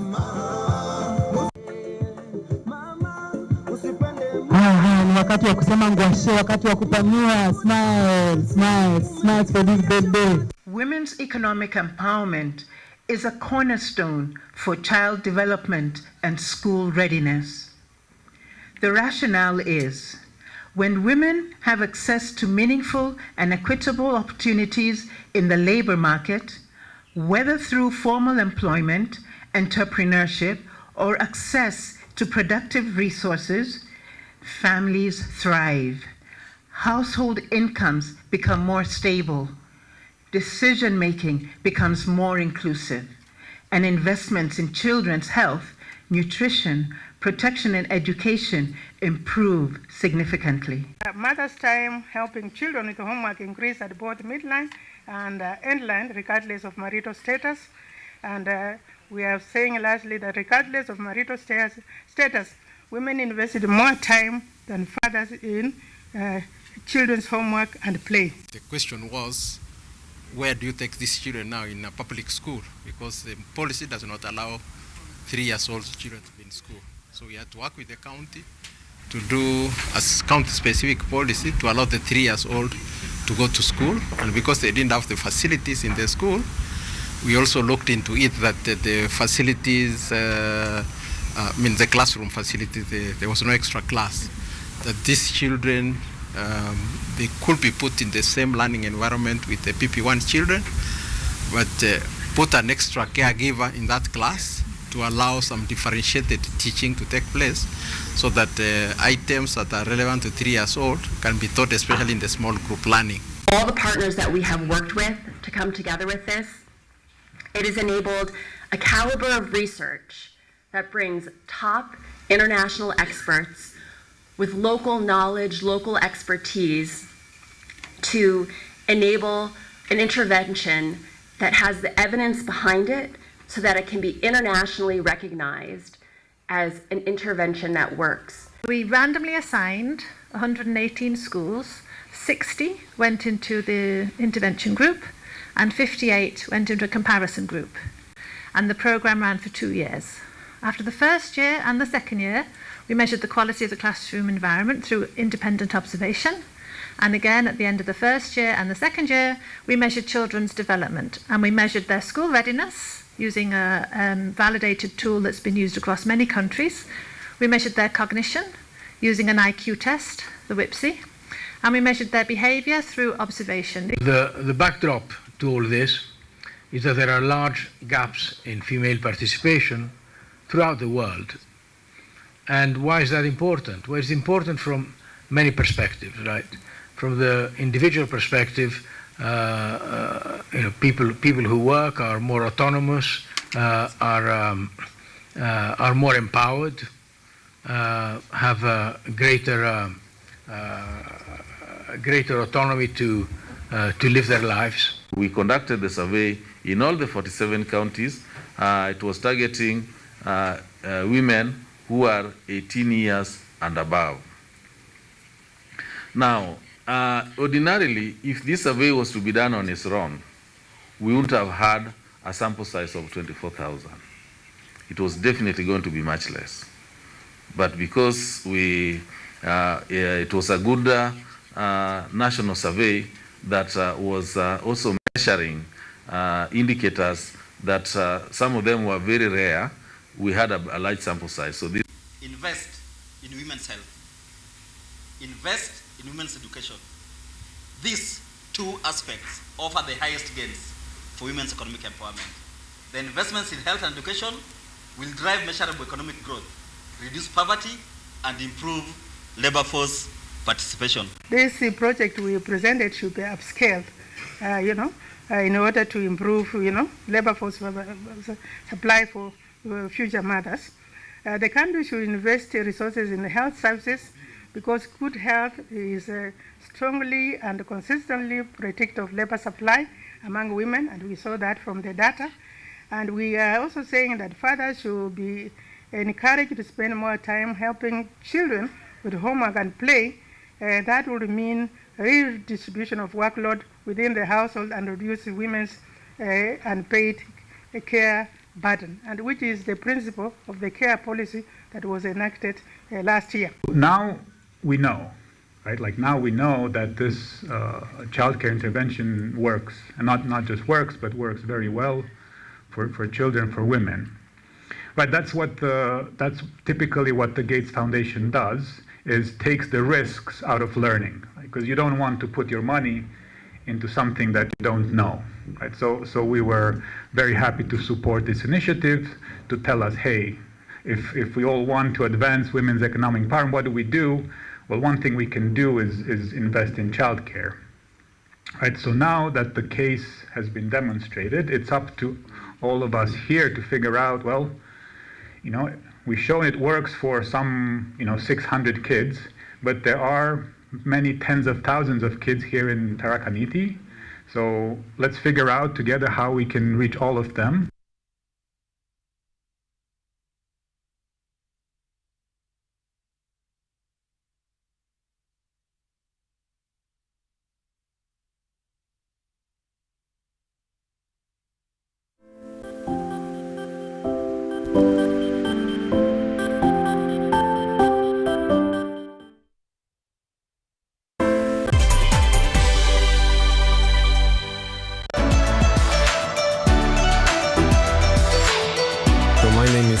I'm Associate Professor in the Institute of Philosophy of Jagiellonian University in Krakow, Poland, and I'm the main coordinator of the Cafe project, which is being here hosted by Kenyatta University. My name is Eva Hudoba. I am a project manager in this consortium. Keep watching cutting-edge research at Kenyatta University Television. Miti miti, panda panda. Our planet's future is in our hands. However, there is a threat to the brightness of this tomorrow. On EarthCheck, we share the challenges, the solutions, and the hope. I would call this a very momentous day, a very critical day. Every episode, every story, every step we take creates a ripple. Join me, the environmentalist Emmanuel Kutosi, on KUTV every Wednesday at 8 p.m. and be part of EarthCheck. Welcome.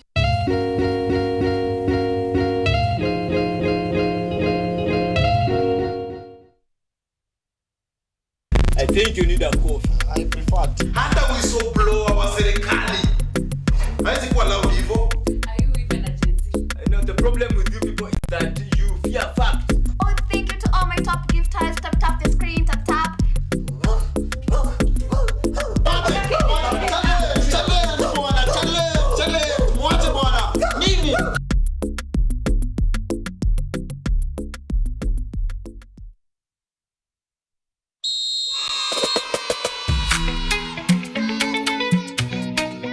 One kid, one dream. 2 feet, one king. 3 chairs when they score. 4 flags at the door. 5 rings for the crown. 6 drums singing loud. 7 steps to the goal. 8 hearts, one soul. 19 counting now. Raise your hands, show me how. 11 to the sky. We're learning with the World Cup.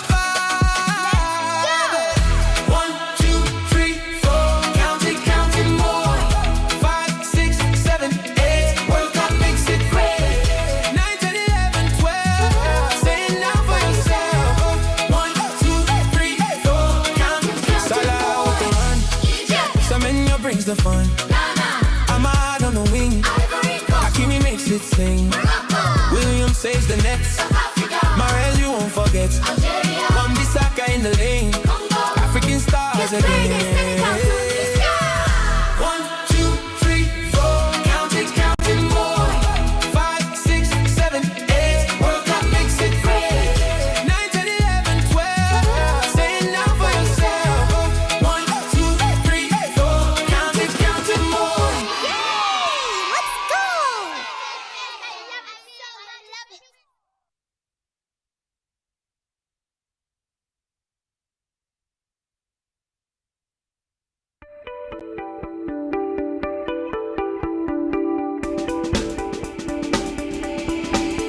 We know life gets busy, but your well-being is of great importance.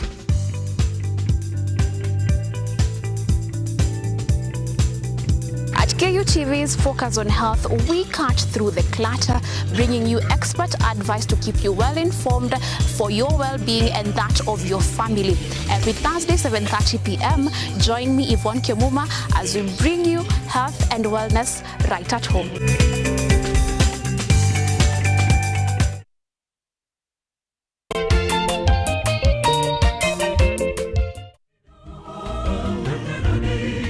Shaka mtazamaji popote ulipo unapokuwa ukitazama Safina Show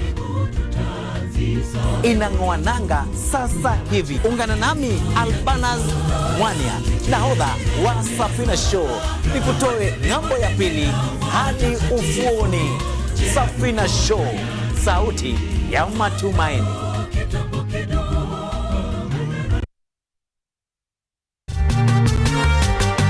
Wanasema kula uhondo kwa taka matendo, na bila shaka matendo yake yakazaa uhondo. Bidii na panda shuka zake zikamfanya awe mwanga wa dunia.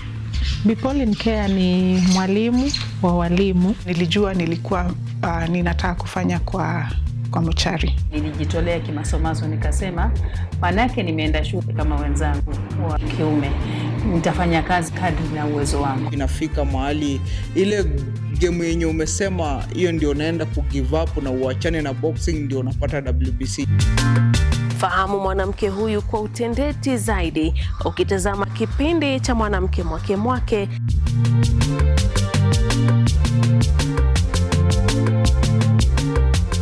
Kila Jumatano saa 2:30 usiku, ukiwa nami Caroline Kimwele.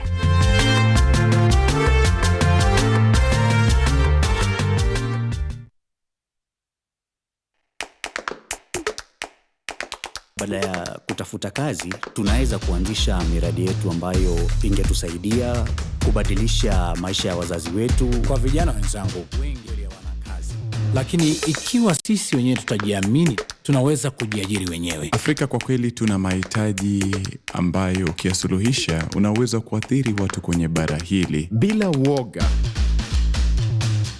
Watu huwa na uzalishaji zaidi, wanajawa na ujasiri, wanakuwa wabunifu na wanakuwa wenye maarifa.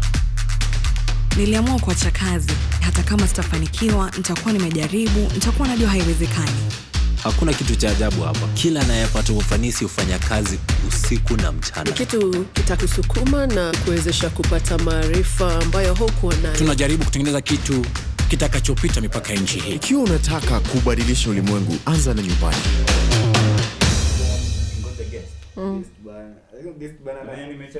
Are you an aspiring media practitioner, a graduate, or you just want to advance your skills in television production? Then welcome to Kenyatta University, where education meets innovation. KUTV, the premier university television station in Kenya, is now offering short courses in TV studio, field technical operations, and video editing. Through these courses, you will acquire hands-on skills on camera operations, media production, lighting techniques, audio-visual editing, and sound and visual control, and how to operate key equipment in modern TV control room. Enroll today at KUTV and discover your full potential in cutting-edge TV broadcasting. Graduates of these courses will receive professional certificates. For more information, visit our offices at KUTV Studios or call us on 020-870-4252 or 020-870-4255 or SMS us on 0739-110-544. KUTV, a new experience.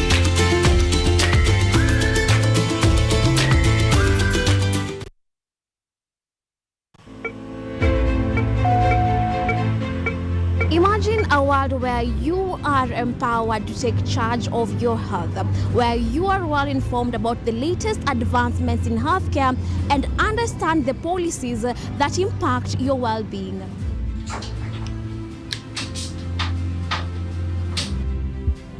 Get ready to take charge of matters your health as we bring you a blend of weekly health features that engage professionals from across various medical fields. When do you decide as a patient, do I need to go see the doctor?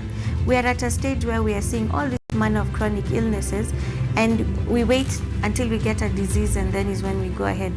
From the most mundane to the complexities that perhaps seem overwhelming, we got you covered. In terms of the factors that might be attributed, there are hereditary factors that means it could be genetic. So that's one factor.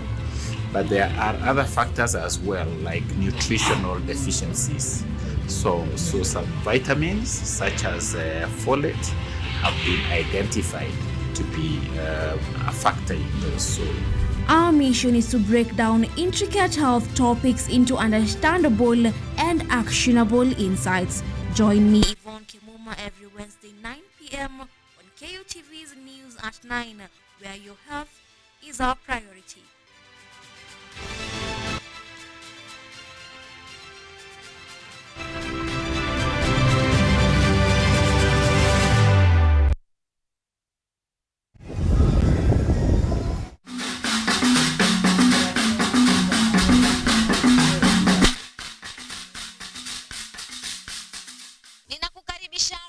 Kwenye mitindo ya kipwani, kipindi kinachokuza utamaduni wa kipwani, nikikuletea mazungumzo ya moja kwa moja na wataalamu, vyakula vilivyopikwa na kukorombezwa viungo mwake vya kipwani, ngoma zetu za asilia za Kimijikenda, bila kusahau tarabu na chakacha. Yani wanawake Uswahilini watakuwa wakinengua na kuzungusha viuno kama panga boy za trekta ndani ya mitindo ya kipwani KUTV, ukiletewa moja kwa moja kutoka Salama Bling Beach Resort kila Jumamosi saa 10 jioni na Jumapili saa 4 usiku, ukiwa nami mtamu wako zaidi ya asali. Mimi naitwa Waridi Tamu. Mpenzi mtazamaji, usipitwe na matamu.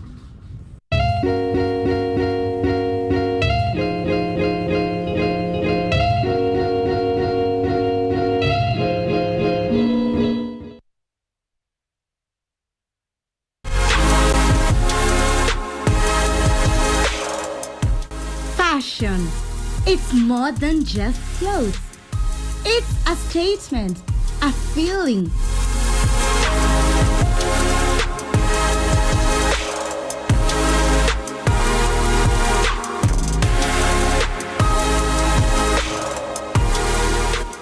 An art form, a way to express yourself, a reflection of who you are. It's Fashion Diaries.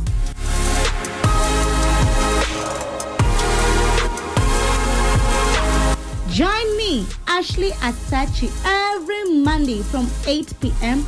as we bring you Kenya's latest trends. Imagine fashion designers,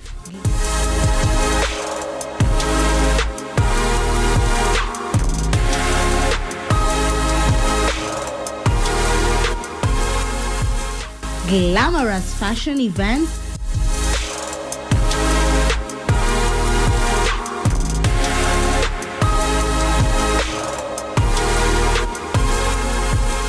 runway shows, red carpet events, and so much more. Fashion Diaries, unleashing your inner fashionista.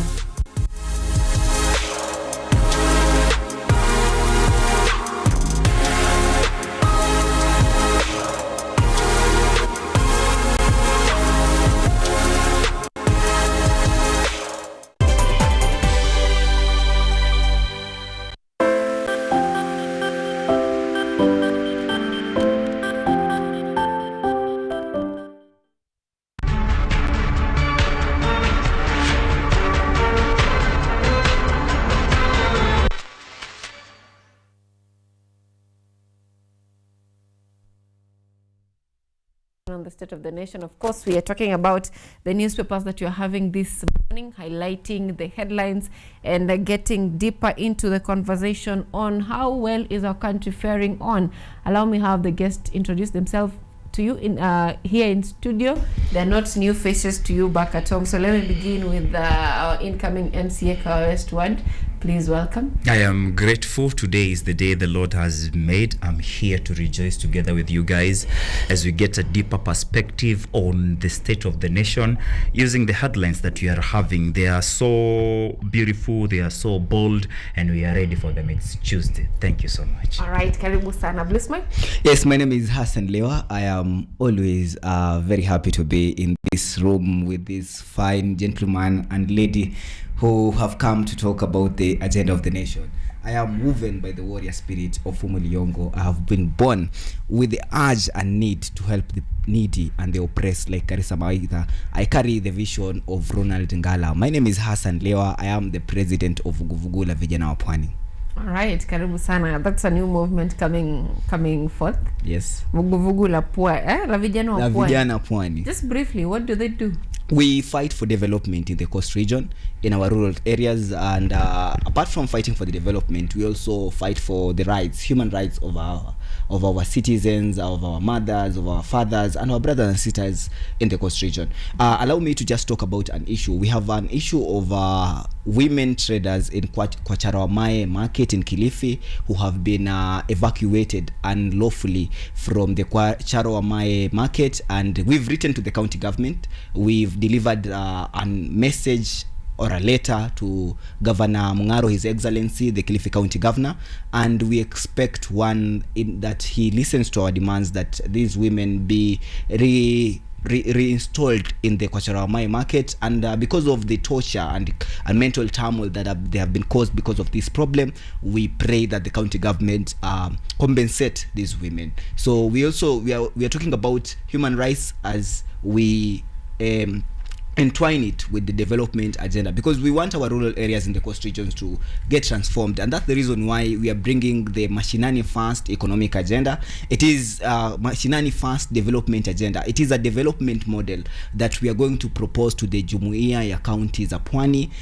It's in a very good document, so that we talk about how these counties in the coast regions have to center their development to the people first, to the Mashinani first. We are talking about roads, we are talking about blue economy. Let it be centered in these rural areas, and then these towns will be more of servicing. There'll be the entities that will be servicing this model and these counties, that we are not focusing all our money on the towns. We are focusing the development money. I'm talking about 30%. 30% of the county budget has to go to development according to the Public Finance Management Act. So out of this 30%, we, through our model, our Mashinani First development model, we want that 70% of this 30% goes to rural infrastructure, community-centered development, and then 20% goes to servicing these urban areas in our counties, and then 10% goes to innovation, because we want a lot of innovation from these young people so that we can empower the counties. I can talk more about Vuguvugu, but because of it is newspaper review, let it rest. But I'll actually pray that I be given another chance on such a such a interview, so that we can talk about the coast region and devolution. All right. Now, seeing young people coming up with different, movements and different organizations is quite interesting. I hope it does not end like we saw with Morara Kibaso, because in this country there is always a trend of young people, and then we don't come up like this other young man. Is it Makaure?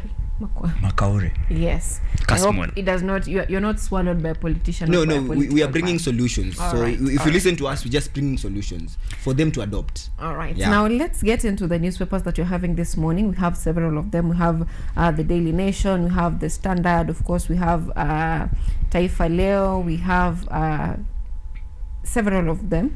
But just from where we are, let's begin with the current state of our nation. Last week, we had 186 members of parliament missing for a critical voting process.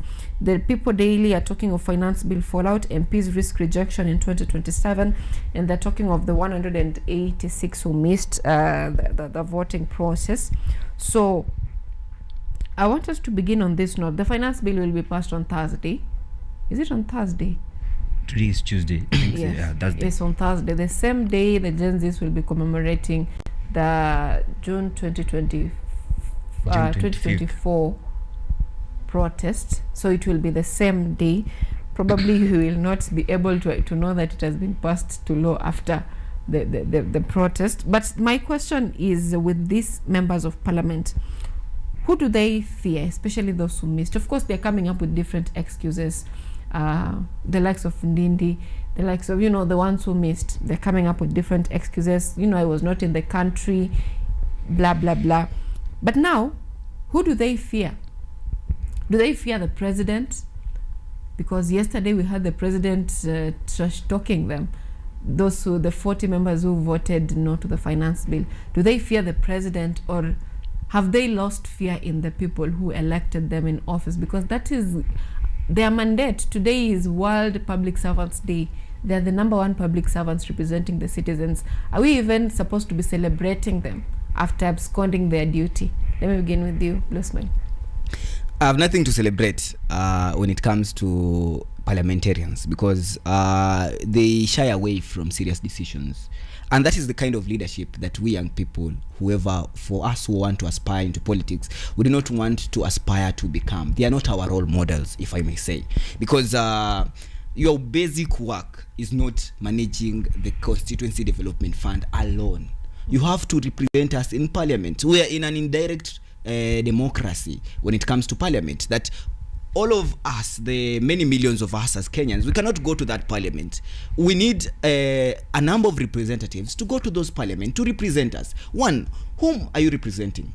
Which parliamentarian speaks about their constituency in that parliament? I know maybe during the committee of the whole house, probably they won't talk about it. Maybe they will give an excuse that they're giving they're talking about their constituency in those committees where they sit in Serena and other places. But for any parliamentarian who is pro the people, he has one to represent the people from not the entire country. He's not the president. He's not supposed to talk about the entire country. Maybe it might exhaust him because maybe he's just an MP.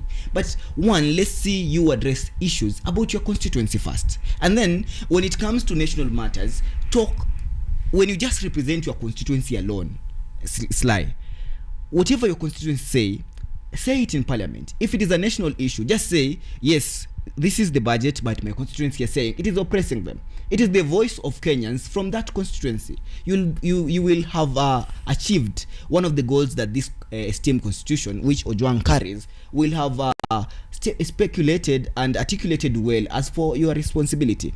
So, for me, they have failed, and I'm not pointing fingers at anyone. I feel like even in the last parliament, they still failed. Because we are electing leaders who are not interested in serving us. We are electing leaders who have never been interested in representing us. We are elected leaders who are after making profit from the little money. I call it little because literally it's little. The little money they used to give Raya huko mashinani. So it's more of an investment, and then now their payday. They are going to collect the checks in these offices, but they are not interested in helping us. So as I finish, it is a simple call to citizens that go for people who will represent you. Understand this constitution. This constitution does not say that an MP has to give you 100 shillings when he comes to the office to the constituency.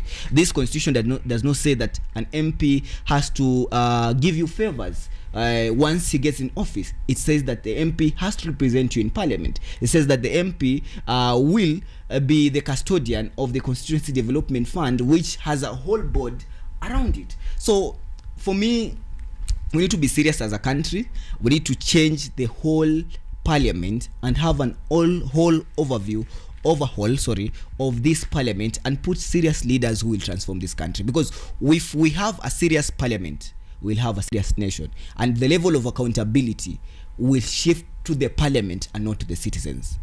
All right. You see, when we talk about who our representatives fear, we must go back to this document that Policeman is talking about, Constitution of Kenya. And in the preamble, it gives us who to fear. In Article 8, it gives us what not to fear. In Article 8, they talk about that Kenya is a no-state religion. It means that we can have a member of parliament named Muhammad Ali to be sworn in office using a Quran. We can have a member of parliament who is not Jonas, but a Christian, and to be sworn in using a Bible.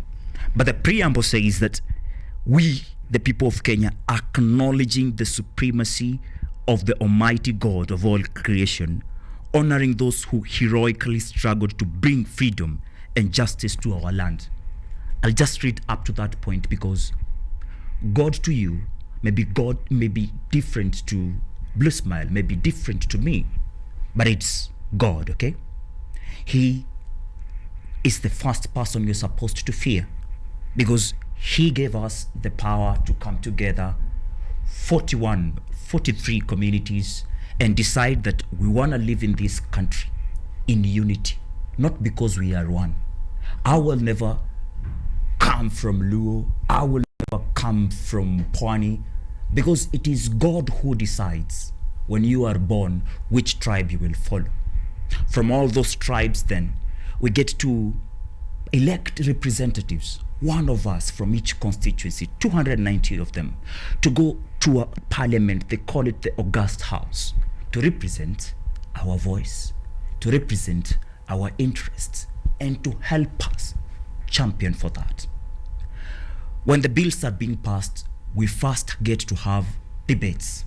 We saw all of them in the debates, talking, others coming even to media spaces and press spaces, people that feel have failed me, people like Ndende Nyoro, talking so strongly against the Finance Bill 2026, but they are no show on the day of voting. I don't want to say that their fate is sealed for 2027 because they don't fear us, the people, and maybe because they fear their president, President William Ruto. But I want to say that they failed Kenyans who put them to power. There is no way you can be a hornbill when articulating issues, but a no-show when action is needed. The 40 who voted against the finance bill are considered heroes. The 126 who voted for the finance bill are considered bold. The 186 who decided to abscond their duty as members of parliament will always be cowards of this country, irrespective of whatever divide they come from, whether they come from the broad-based government or whether they come from the united opposition. As long as they keep not voting in parliament, they are cowards. We are now in an era where the young people of this Kenya, like the Gen Z, I keep hearing President Vuguvugu talking about that he's formed by the spirit of Fumo Liyongo, he is led by the spirit of Karisa Maitha, and he will be championing for the spirit of Ronald Ngala. We are having such spirits coming up for our people. It is time each and every youth out there who is feeling not represented by a member of parliament, by a member of county assembly, then to offer sustainable solutions to their people by being bold enough to get to the ballot and be voted for, because we are lacking leaders of goodwill. Na hiyo ndo kitu mimi nataka kuonyesha watu wa Kahawa West that things zinaweza fanyika really, because hakuna pesa ya mtu tumika kwa hii Kenya. Hakuna, ni pesa yetu sisi wote. Na kama mtu akona uoga na muogopa mtu mmoja, hawezi wasimamia nyinyi wote, basi tunapoteza kama hatuchagui viongozi wa goodwill. Asante. All right, thank you so much. Now moving on to more related story to that. In relation to the finance bill still, on the same day the finance bill 2026-2027 will be passed to law, is the same day that the nation will be commemorating the 2024 protests, and those who lost their lives will be making their marches in different cities across the country. The Standard are saying that cry for justice in relation to that, and they're also questioning the readiness of the current regime, that is with the police department, in handling the protest that will be on Thursday. Besides that, they're also talking of the compensation plan of the 2 billion shillings that has been allocated to compensate victims. Someone said yesterday that sahi kuna sharp boy mahali yako kwa list ya compensation victims. I don't know how true that is, because we've had several people complain. Yesterday I saw a report of young men in Mathare complaining that they have never had any response in relation to the list or the steps forward after they presented their documents as victims of the protest. Now there's a lot that is complaining that, of course, injustices happened to us, but we are not in the list, or we have not been contacted in the list. There are also those who are saying that that is nothing, compensation is nothing. We want justice, and justice is seeing those police officers apprehended and those responsible for the actions, legal action be taken against them. So from where you sit, Ojwang, let me just get back to you. With this cry for justice, as we approach the commemoration of the protest, is this something that we can really achieve as a country, and how best can we achieve it as a country? We can achieve justice, and we will achieve justice. The problem is the issues that we get justice on. The preamble talks about, it has talked about the people who fought for our land and for justice. At the time, we were being ruled by the Lancaster Constitution that is not ours. And we did not have power to petition, power to demonstrate, or power to picket.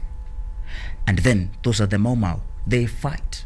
We come to the 1992, that is after the coup, and we are going in to repeal Section 2A of our constitution that had made this country a one-party state by Dija. People were fighting. They were on the streets. Some of them were maimed. It was around that time that the Baba became so huge. Come now from 1982, come to 202. At that time, the president wants to resign. His name is President Moi, and he wants to give this power to a youngster who is President Uhuru. And people still say we can come together, we can struggle, we can get justice, and we get to have that justice. We move on forward, 2010, we get now a constitution that gives us an article 37 to always ensure that whenever you feel that your office, whenever you feel that your representative, whenever you feel that those in power are not doing according to this constitution, then you have the power to demonstrate, you have the power to picket and present your petitions to those offices. It is what is being curtailed here by the current regime, a regime that we know was made in Pentagon. People like President Ruto came from MODM. By then he was a strong champion of people's interest, and he was saying in his own words, tutaandamana. Now 2024, we are talking about people that were killed. I'm grateful to God that I made it that time. I'm grateful to God that I look around and see my friends wenye tulikuwaga nao kwa streets, and they made it. It was not a must for us to make it. I remember vile watu walikuwa ukinitia gas katikati, but unasikia ule amekufa juu ya risasi, mnashanga risasi imetoka wapi? But we still made it. For those who died, they were 60. They will always be remembered. It doesn't matter the regime. Hata your regime ingine ikikuja, we will always be going on the streets to commemorate the June 25th heroes. In fact, juicy, they already did that, and they are continuing to do that in churches everywhere, in every space that we are having. All we are requesting is, it is the right of Kenyan people to be on the streets. Provide them with security. If we will not provide them with security, then they will provide it for themselves. What we are supposed to do is to champion for this constitution so that we can do everything in accordance to this constitution. If we do that, then the IG of police will provide security in accordance to this constitution. We will go out unarmed and peaceful in accordance to this constitution. Katiba tu tuifuate. Now, Blue Smile, do you think that this continuous protest, the anniversary of the June 2024 protests, do you think that it is sustainable in the sense of, you know, every year on 25th, you're always, you know, you're worried about protest, and also the Sabasaba protest? Do you think that this annual commemoration is the right thing for our country, and is it really sustainable? Thank you very much for that question. It's a very good question. But before I answer it, allow me to formally and officially pass my words of condolences to the families, and let me recognize the efforts and the heroes who died in those protests, from the 2024 protests, back in 2021 protests, during the Azimio protest and the Raila Odinga protest, and till last year's protest, and even any other protests that have happened. May their soul rest in peace. They are our heroes. We have to recognize them, and they are our martyrs. Today we talk about Rex Masai. Today we talk about Albert Ojwang, because they died as they fought for our nation in their different ways. The question on whether it is sustainable. One, we need to evolve as a nation. We need to look at what other nations have been doing. We have the genocide in Rwanda. What have they done in remembering these heroes? Because those who died in the genocides are considered as heroes today in Rwanda. We have many deaths that have been happening in history. We also have the martyrs in Uganda. How are they commemorated? So that as we commemorate whatever we are commemorating, it does not conflict with the daily activities of Kenyans, because at the end of the day, we are disrupting livelihoods in these demonstrations when they happen. I support the demonstration, and I support that comrades go to Maandamano in June 24th, not to picket because of any other issue, but to commemorate the lives of our heroes. But we also need to look at how we are going to balance between this mama mboga who is going to town to do their businesses, this resident who is going to the employment to do their businesses, because we also need to make sure that we are not causing a lot of commotion, because as much as we go to our protest, and then in that protest our sisters get robbed their items, their valuables. Today we are talking about taxes, 25% on taxes on mobile phones, and then you go rob, you go cause a situation that will prompt people to get their valuable lost, their phones lost. So it will be a situation that these sisters, these brothers will be going back at home cursing the protest. So I think it will not have served the purpose, the protest, because I'm talking about peaceful protest, and we saw Arsenal fans do it, we saw Manchester United fans do it. So if they have given us the blueprint that the protest can be peaceful, then we can do them peaceful, because I am looking at a point that we are changing this nation.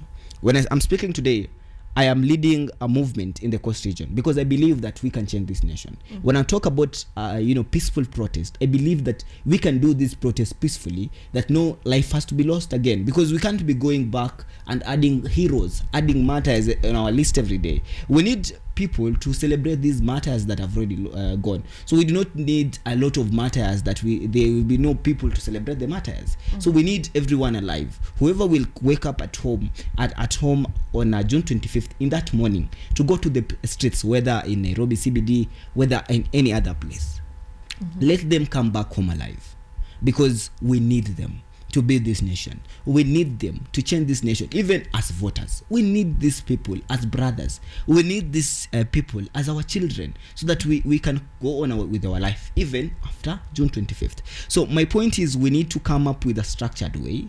We can just talk about a mausoleum. I saw whatever happened in the embassy, where people go there, pray in the embassy, put flowers. We can have such an idea and put an end to the protest that cause a lot of chaos. So one, how can we do this? We have to put politicians out of this thing, because politicians always have interest. The politicians thrive in the chaos, so the politicians have to be subtracted away. We saw whatever happened in Vurugutu. The politicians had to be kicked out, and the Vurugutu march went on as peaceful as it was. So we have to minus and withdraw all the politicians from this thing. So it has to have structures. I think we have to have the Kenya National Human Rights Commission being in charge of this initiative, June 25th, and we put it in our calendar. We have to put it as a national holiday. That in this country, I believe even whoever is in charge, whether Ruto or whoever, Kalonzo, we need to put this June 25th as a national holiday, because it is a Heroes Day. We need to officially commemorate these people.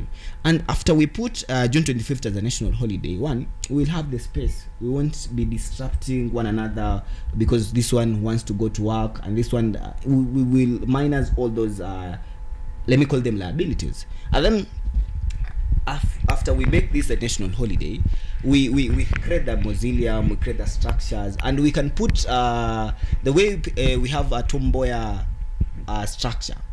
We can put a structure in town because the deaths happened in town. We can name a few heroes as I finish. We have Boniface Mwangi, who was killed on a close range. We can put some of those heroes like Rex Masai, the popular ones. We build some let me call them structures, so that we can go there on every June 25th from now, even to the day that in the future, in the 2050s, 2040s, we will remember them in a more sustainable way. So that is my thought, that we can structurize this June 25th protest and put it as a national calendar, and we honor them in a more sustainable way, that even future generations will remember them. I'm talking about we rewriting our history in terms of textbooks. Whatever this is being taught in our education curricula has to change. We need to minus people who or let's not minus anyone in the history. Let's add others. Let's add Rex Masai, let's add the June 25th, and let's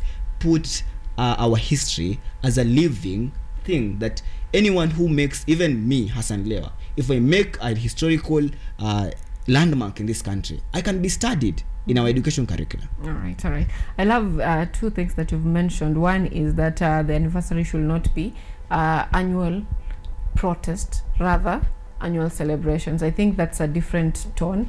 One is geared towards violence, the other one it's geared towards peace and and it's more sustainable. And also an example that you've given of the celebrations of Rwanda genocide, I think theirs is very structured, that the president attends the celebration, they lit candles, they sing, and it's more structured, and I love that example. I hope we can get into that. Plus the only problem I think I have with that is that it is very difficult to have the government lead that, like we've seen in Rwanda, because someone might feel, you oppressed me, why are you leading the celebration?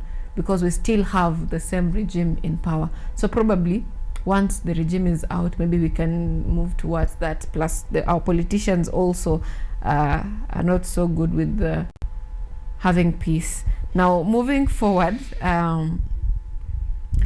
we have the Daily Nation talking of a different story here, and it's still it touches around the finance bill and all that, because this is the time when we had so much conversations and so many people were going missing. And right now there's a cyber security unit. Initially, after the June 2024 protest, we had the cyber security law.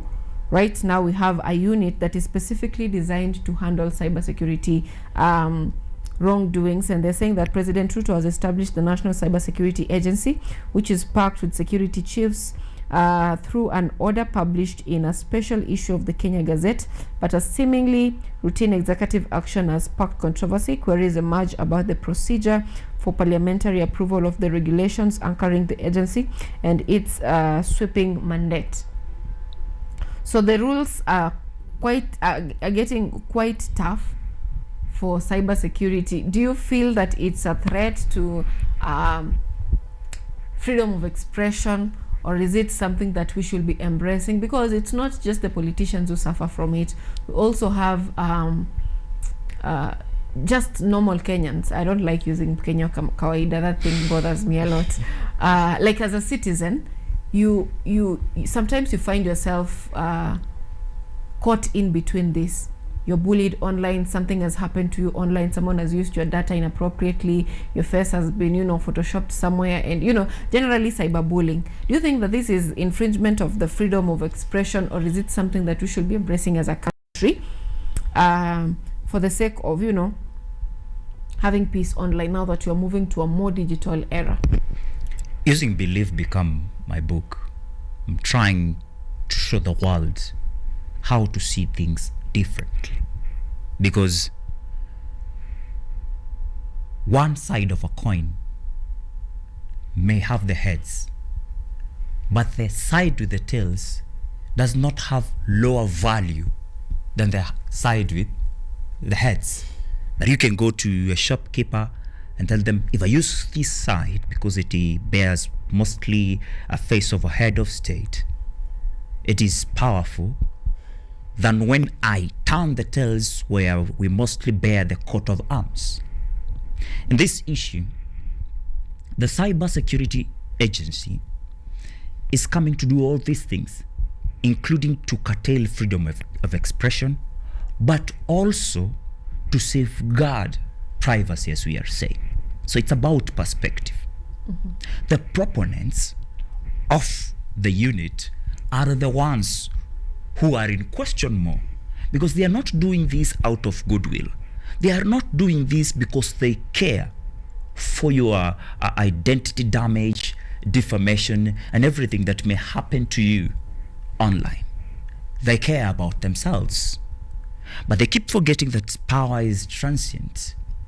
That before 2002, we had someone who even never believed in you speaking or talking anything concerning a president. After 2010, we are having all these voices, but we are still trying to curtail them, so that we tell them, when you want to communicate to masses, because it is through digital media that you communicate to masses, you must follow this guideline and this guideline, and if you don't follow these guidelines, then we'll put you into prison, jail you. And sometimes we hear them who have beaten their heads in police cells because of such things. So we should be vigilant as young Kenyans, looking into these bills and getting to know how are they affecting us in the future. Wala ni wazee, they are counting on you youth in the future. If this thing will hurt you in the future, how is it benefiting you today? So tukue vigilant, tuziangalie na tuweze kuvoice, ndio tuambie Wakenya wetu ukweli. You know, Wakenya wanaumia for lack of knowledge. Wakenya wanaumia for ignorance. They don't want to know because they believe they know. All right, bless me. It's a very powerful point. They do not want to know because they believe they know. Okay, it's all about. I don't know if it's intertwined with believe become, but I guess it does see not. It different. It's differently. Okay, so on my point is, I believe that this bill is already into law, or is about to go into law. There's nothing that can be done because it has already been asserted by Parliament. By the parliamentarians are very scared of this cyber thing, because you see, the reason why they did not turn up to vote is because walisalimiwa last time so much, and they are protecting themselves. So you see, the president does not have to do a lot when it comes to power and politics to convince these MPs to pass these bills, because they are first casualties of this cyberbullying, because their numbers were given out. We saw some of them, even some of their children passed away, and people made a whole bullying out of it. And we've seen people who their details were shared online and their locations to their property was shared online, and there was vandalism in their property. Their homes had to be vandalized. So the MPs were very eager, if I may say, to pass this bill. In their eagerness, perhaps they forgot to look at some of the clauses, because they were so much eager to pass this bill that if whoever sponsored the bill, it was passed without maybe these clauses, which might come back and haunt these same MPs, because I believe you not, because of the awakening in this country, in coast we call it lamuka. Kuamka, lamukani, that's our slogan in vuguvugu. People have woken up, and these MPs will not be MPs come 2027, or perhaps if they escape their way into power in 2032, they will not be MPs. They'll be citizens like us. Probably they'll be ministers, but these same clauses, they will be agitated by Hassan if he says 1, 2, 3 on the media. They will come with their anger because they're humans like P, and they will throw blocks at me online, and I will sue them through the same clauses that they put in power. You see, so they needed to be sober to look at this cyber security thing, because it is a sword with cutting edges in both sides. So I'm told here, according to the Daily Nation at a glance, that the National Cybersecurity Operations Center, the agency's functions include to manage the day-to-day operation of the National Cybersecurity Operations Center, as well as to formulate and oversee the implementation of national cybersecurity strategies for adaptation across public and private sectors. So they make it look as if it's a corporate thing, that you see we are talking about government, how government will work when it comes to these cyber laws, but the devil is in the details, Sylvia. The devil is in the details. They've just put that they'll be putting strategies, but we all know where the strategies are coming from. They are already strategies that have been meant, so it will be more of a you sign this. So it will look as if it is a creative innovator who has come up with these strategies, but the strategies are already there, because we are moving at a point of fear as a government. The government is afraid. The people are afraid. That's the reason why we're jumping into this thing. I would love if the nation talks about cyber security at a different vision or a different angle.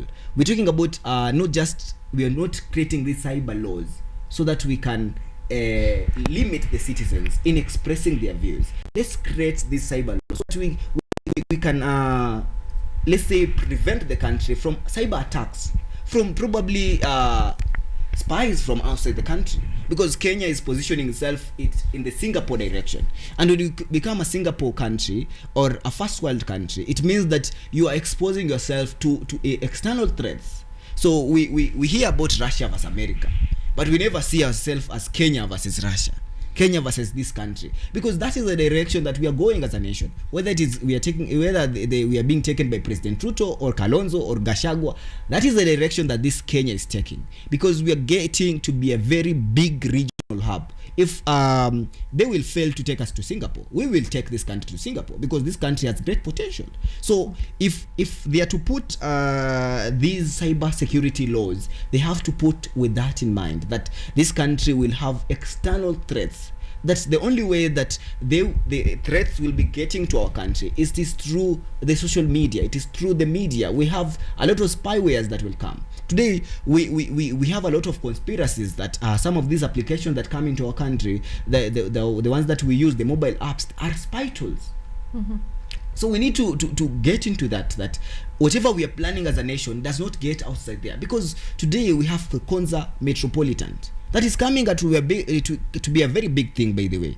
Once the Konza dream that was visioned by President Kibaki comes into fruition, whether it is in 2030 or 2050, we will have different conversations, because we will have a whole technological city. So if we put ourselves in such direction and put a cyber security conversation in that direction, then as a country we will be moving forward, instead of focusing on minor issues like bullying and stuff. These are minor issues when it comes to cyber security laws. Let us prioritize threats that are against our sovereignty as a nation, rather than prioritizing threats coming from the citizens, because we are making the citizens look like the enemy. They are not the enemies. They're just expressing themselves, and it is a way of getting structured. You see how if I insult you today, I'm not happy that I'm insulting you on social media. Probably tomorrow I won't insult you. We have a number of bullies who will keep on doing that because they have their own issues. Probably it's more of mental health issue, but whoever comes to insult you today, he won't come to insult you tomorrow and tomorrow but one. He also have other businesses to do. So if maybe he has wronged in a way that maybe he has gotten too emotional, and he has wronged you today, and you want to imprison that person because he has gotten over emotional. How many times have we seen politicians burst on televisions? How many times have we seen cabinet secretary burst, having outburst with members of parliament in a committee panel that they even call themselves each other names? Have we seen them arrested? Why does it come when it comes to the you said you want common mwananchi, when it comes to the citizen now, and they have the same outburst with the politician, because they don't meet eye to eye. The only place they meet is on social media. So we need to know our priorities, right? So for me, this cyber security act, having put to fight the common citizen, or the citizen, as I may say, let me stay guided, having come to fight the citizen, then it is misplaced. But if it is coming to look at matters about international threats, then it is much in place. But as what I'm seeing, it is here to tame the citizen against speaking out. All right.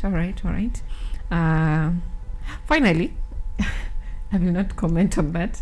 Finally, I'll just get brief remarks from you concerning the East Africa freedom. We've talked of cyber security and the infringement of privacy and all that. Ojwang has talked of suppression of our voices as Kenyans. But right now I want us to talk of the East African community citizenship. Yesterday we saw Martha Karua's was banned. Right now it is in 2 countries, Uganda and Tanzania. But for Uganda, it is a permanent one. He was going to represent a lawyer who was taken in custody. What do you think about this? Does the East African law exist just on paper, or is it okay, everything is political, but then you cannot avoid politics. You really cannot avoid politics, but then is politics much stronger than the laws that you're having, the East African laws, freedom of movement, and what these leaders talk of in podiums?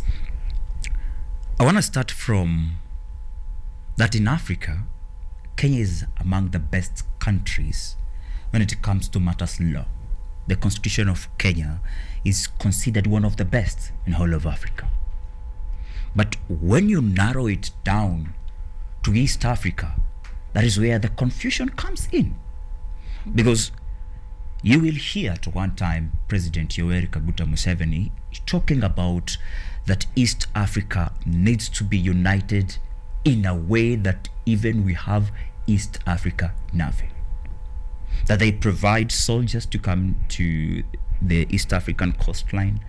Tanzania, the United Republic of Tanzania to do the same. Kenya, Rwanda, tuungane tukue pamoja. But when we are talking about in your country, people are going under injustices and we have to come in as brothers and sisters to help, he's the same person we say no. For example, when the lawyer representing Kizza Besigye was taken in on account of or a charge of treason, Martha Karua and her lawyers went to Uganda, but they were banned. They were told you cannot do that. But they are still the same people who are telling us that we need to have the coastline. It's also theirs, and they need to bring in our soldiers. It is double-minded speaking. But it's still us Kenyans who can lead these other countries in East Africa to realize this thing. I believe the level of political consciousness in Kenya can be used as brother guide to Tanzania and all these other countries making up East Africa, so that we have one East Africa, so that we cannot have cabals, let me call them that way, who keep protecting each other only when they need military support. That in southern Sudan, instead of us helping them, we are using the RSF to take advantage of them. But when we want to amplify their voice, we cannot do that. We keep talking even about integration of refugees. I saw refugees in coasts demanding for better services. That is a country that has grown democratically. I don't think refugees now who are not members of those countries in South Sudan, in Uganda, refugees who are from Kenya can go on press anywhere organized to say that they are seeking for accountability, they are seeking for sustainability or such things. I pray so much that the Kenyans continue to look at the leaders they elect into office, because when we get powerful leaders who are led by goodwill, then it means we are able to champion for this. Because take it to the bank, Kenya ndo nchi pekee inaweza kusaidia haya mataifa mengine ya Afrika Mashariki kuelewa sheria, kuelewa katiba zao na kusaidia watu wao. All right, let's manage this briefly. So briefly, I think that there's a lot of double speak, as Ojanga speak. I don't know, it's speculated or stated, because you see it is already there. So Martha Karua has been a Pan-Africanist. She has been a cabinet minister. she still enjoys the diplomatic privileges of a cabinet minister. Why should they block her out in Tanzania and in Uganda? It speaks a lot. You see, you can block Hassan Lewa from entering Uganda, but you cannot block a cabinet minister, a former cabinet minister, a politician, because you see, these seats do not come just out of anywhere. They have to be respected. That today we respect the president of Uganda because he has been elected president by the Ugandan people. It means that we respect the Ugandan people. When they deny entry of a cabinet minister from Kenya who was once elected as a member of parliament, it means that they do not respect us as the Kenyan people. So that is what it means to me. So Uganda needs to be serious, and East Africa needs to be serious when it comes to respecting the Kenyan people, because we respect them, but they need to learn to us, because as Ojwanga said, that we have the power. Let's just look at this differently. We as the Kenyan people, because we are the most exposed in this region, we have the power to lead.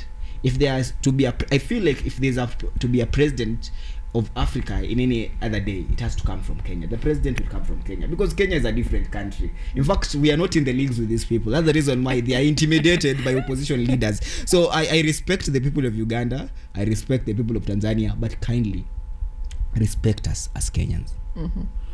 Just pray that you don't end up in a TikTok debate online where countries are fighting Kenya, Uganda. You know, the other day the president said that our English is good, not like English of some people. Even in such spaces, Kenya always wins. Weka we war online palevo. Kenyans on Twitter will never be called Kenya KOX. It is KOT, because they are that powerful. All right. In fact, they can only beat us on the borders.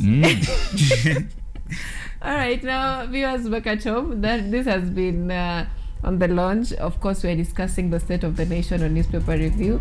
Joining me has been Ojwang Mariam, and coming in Kawa Westward, and also our very own Blue Smile Hassan, who is the president Vuguvugu la Vijana wa Pwani.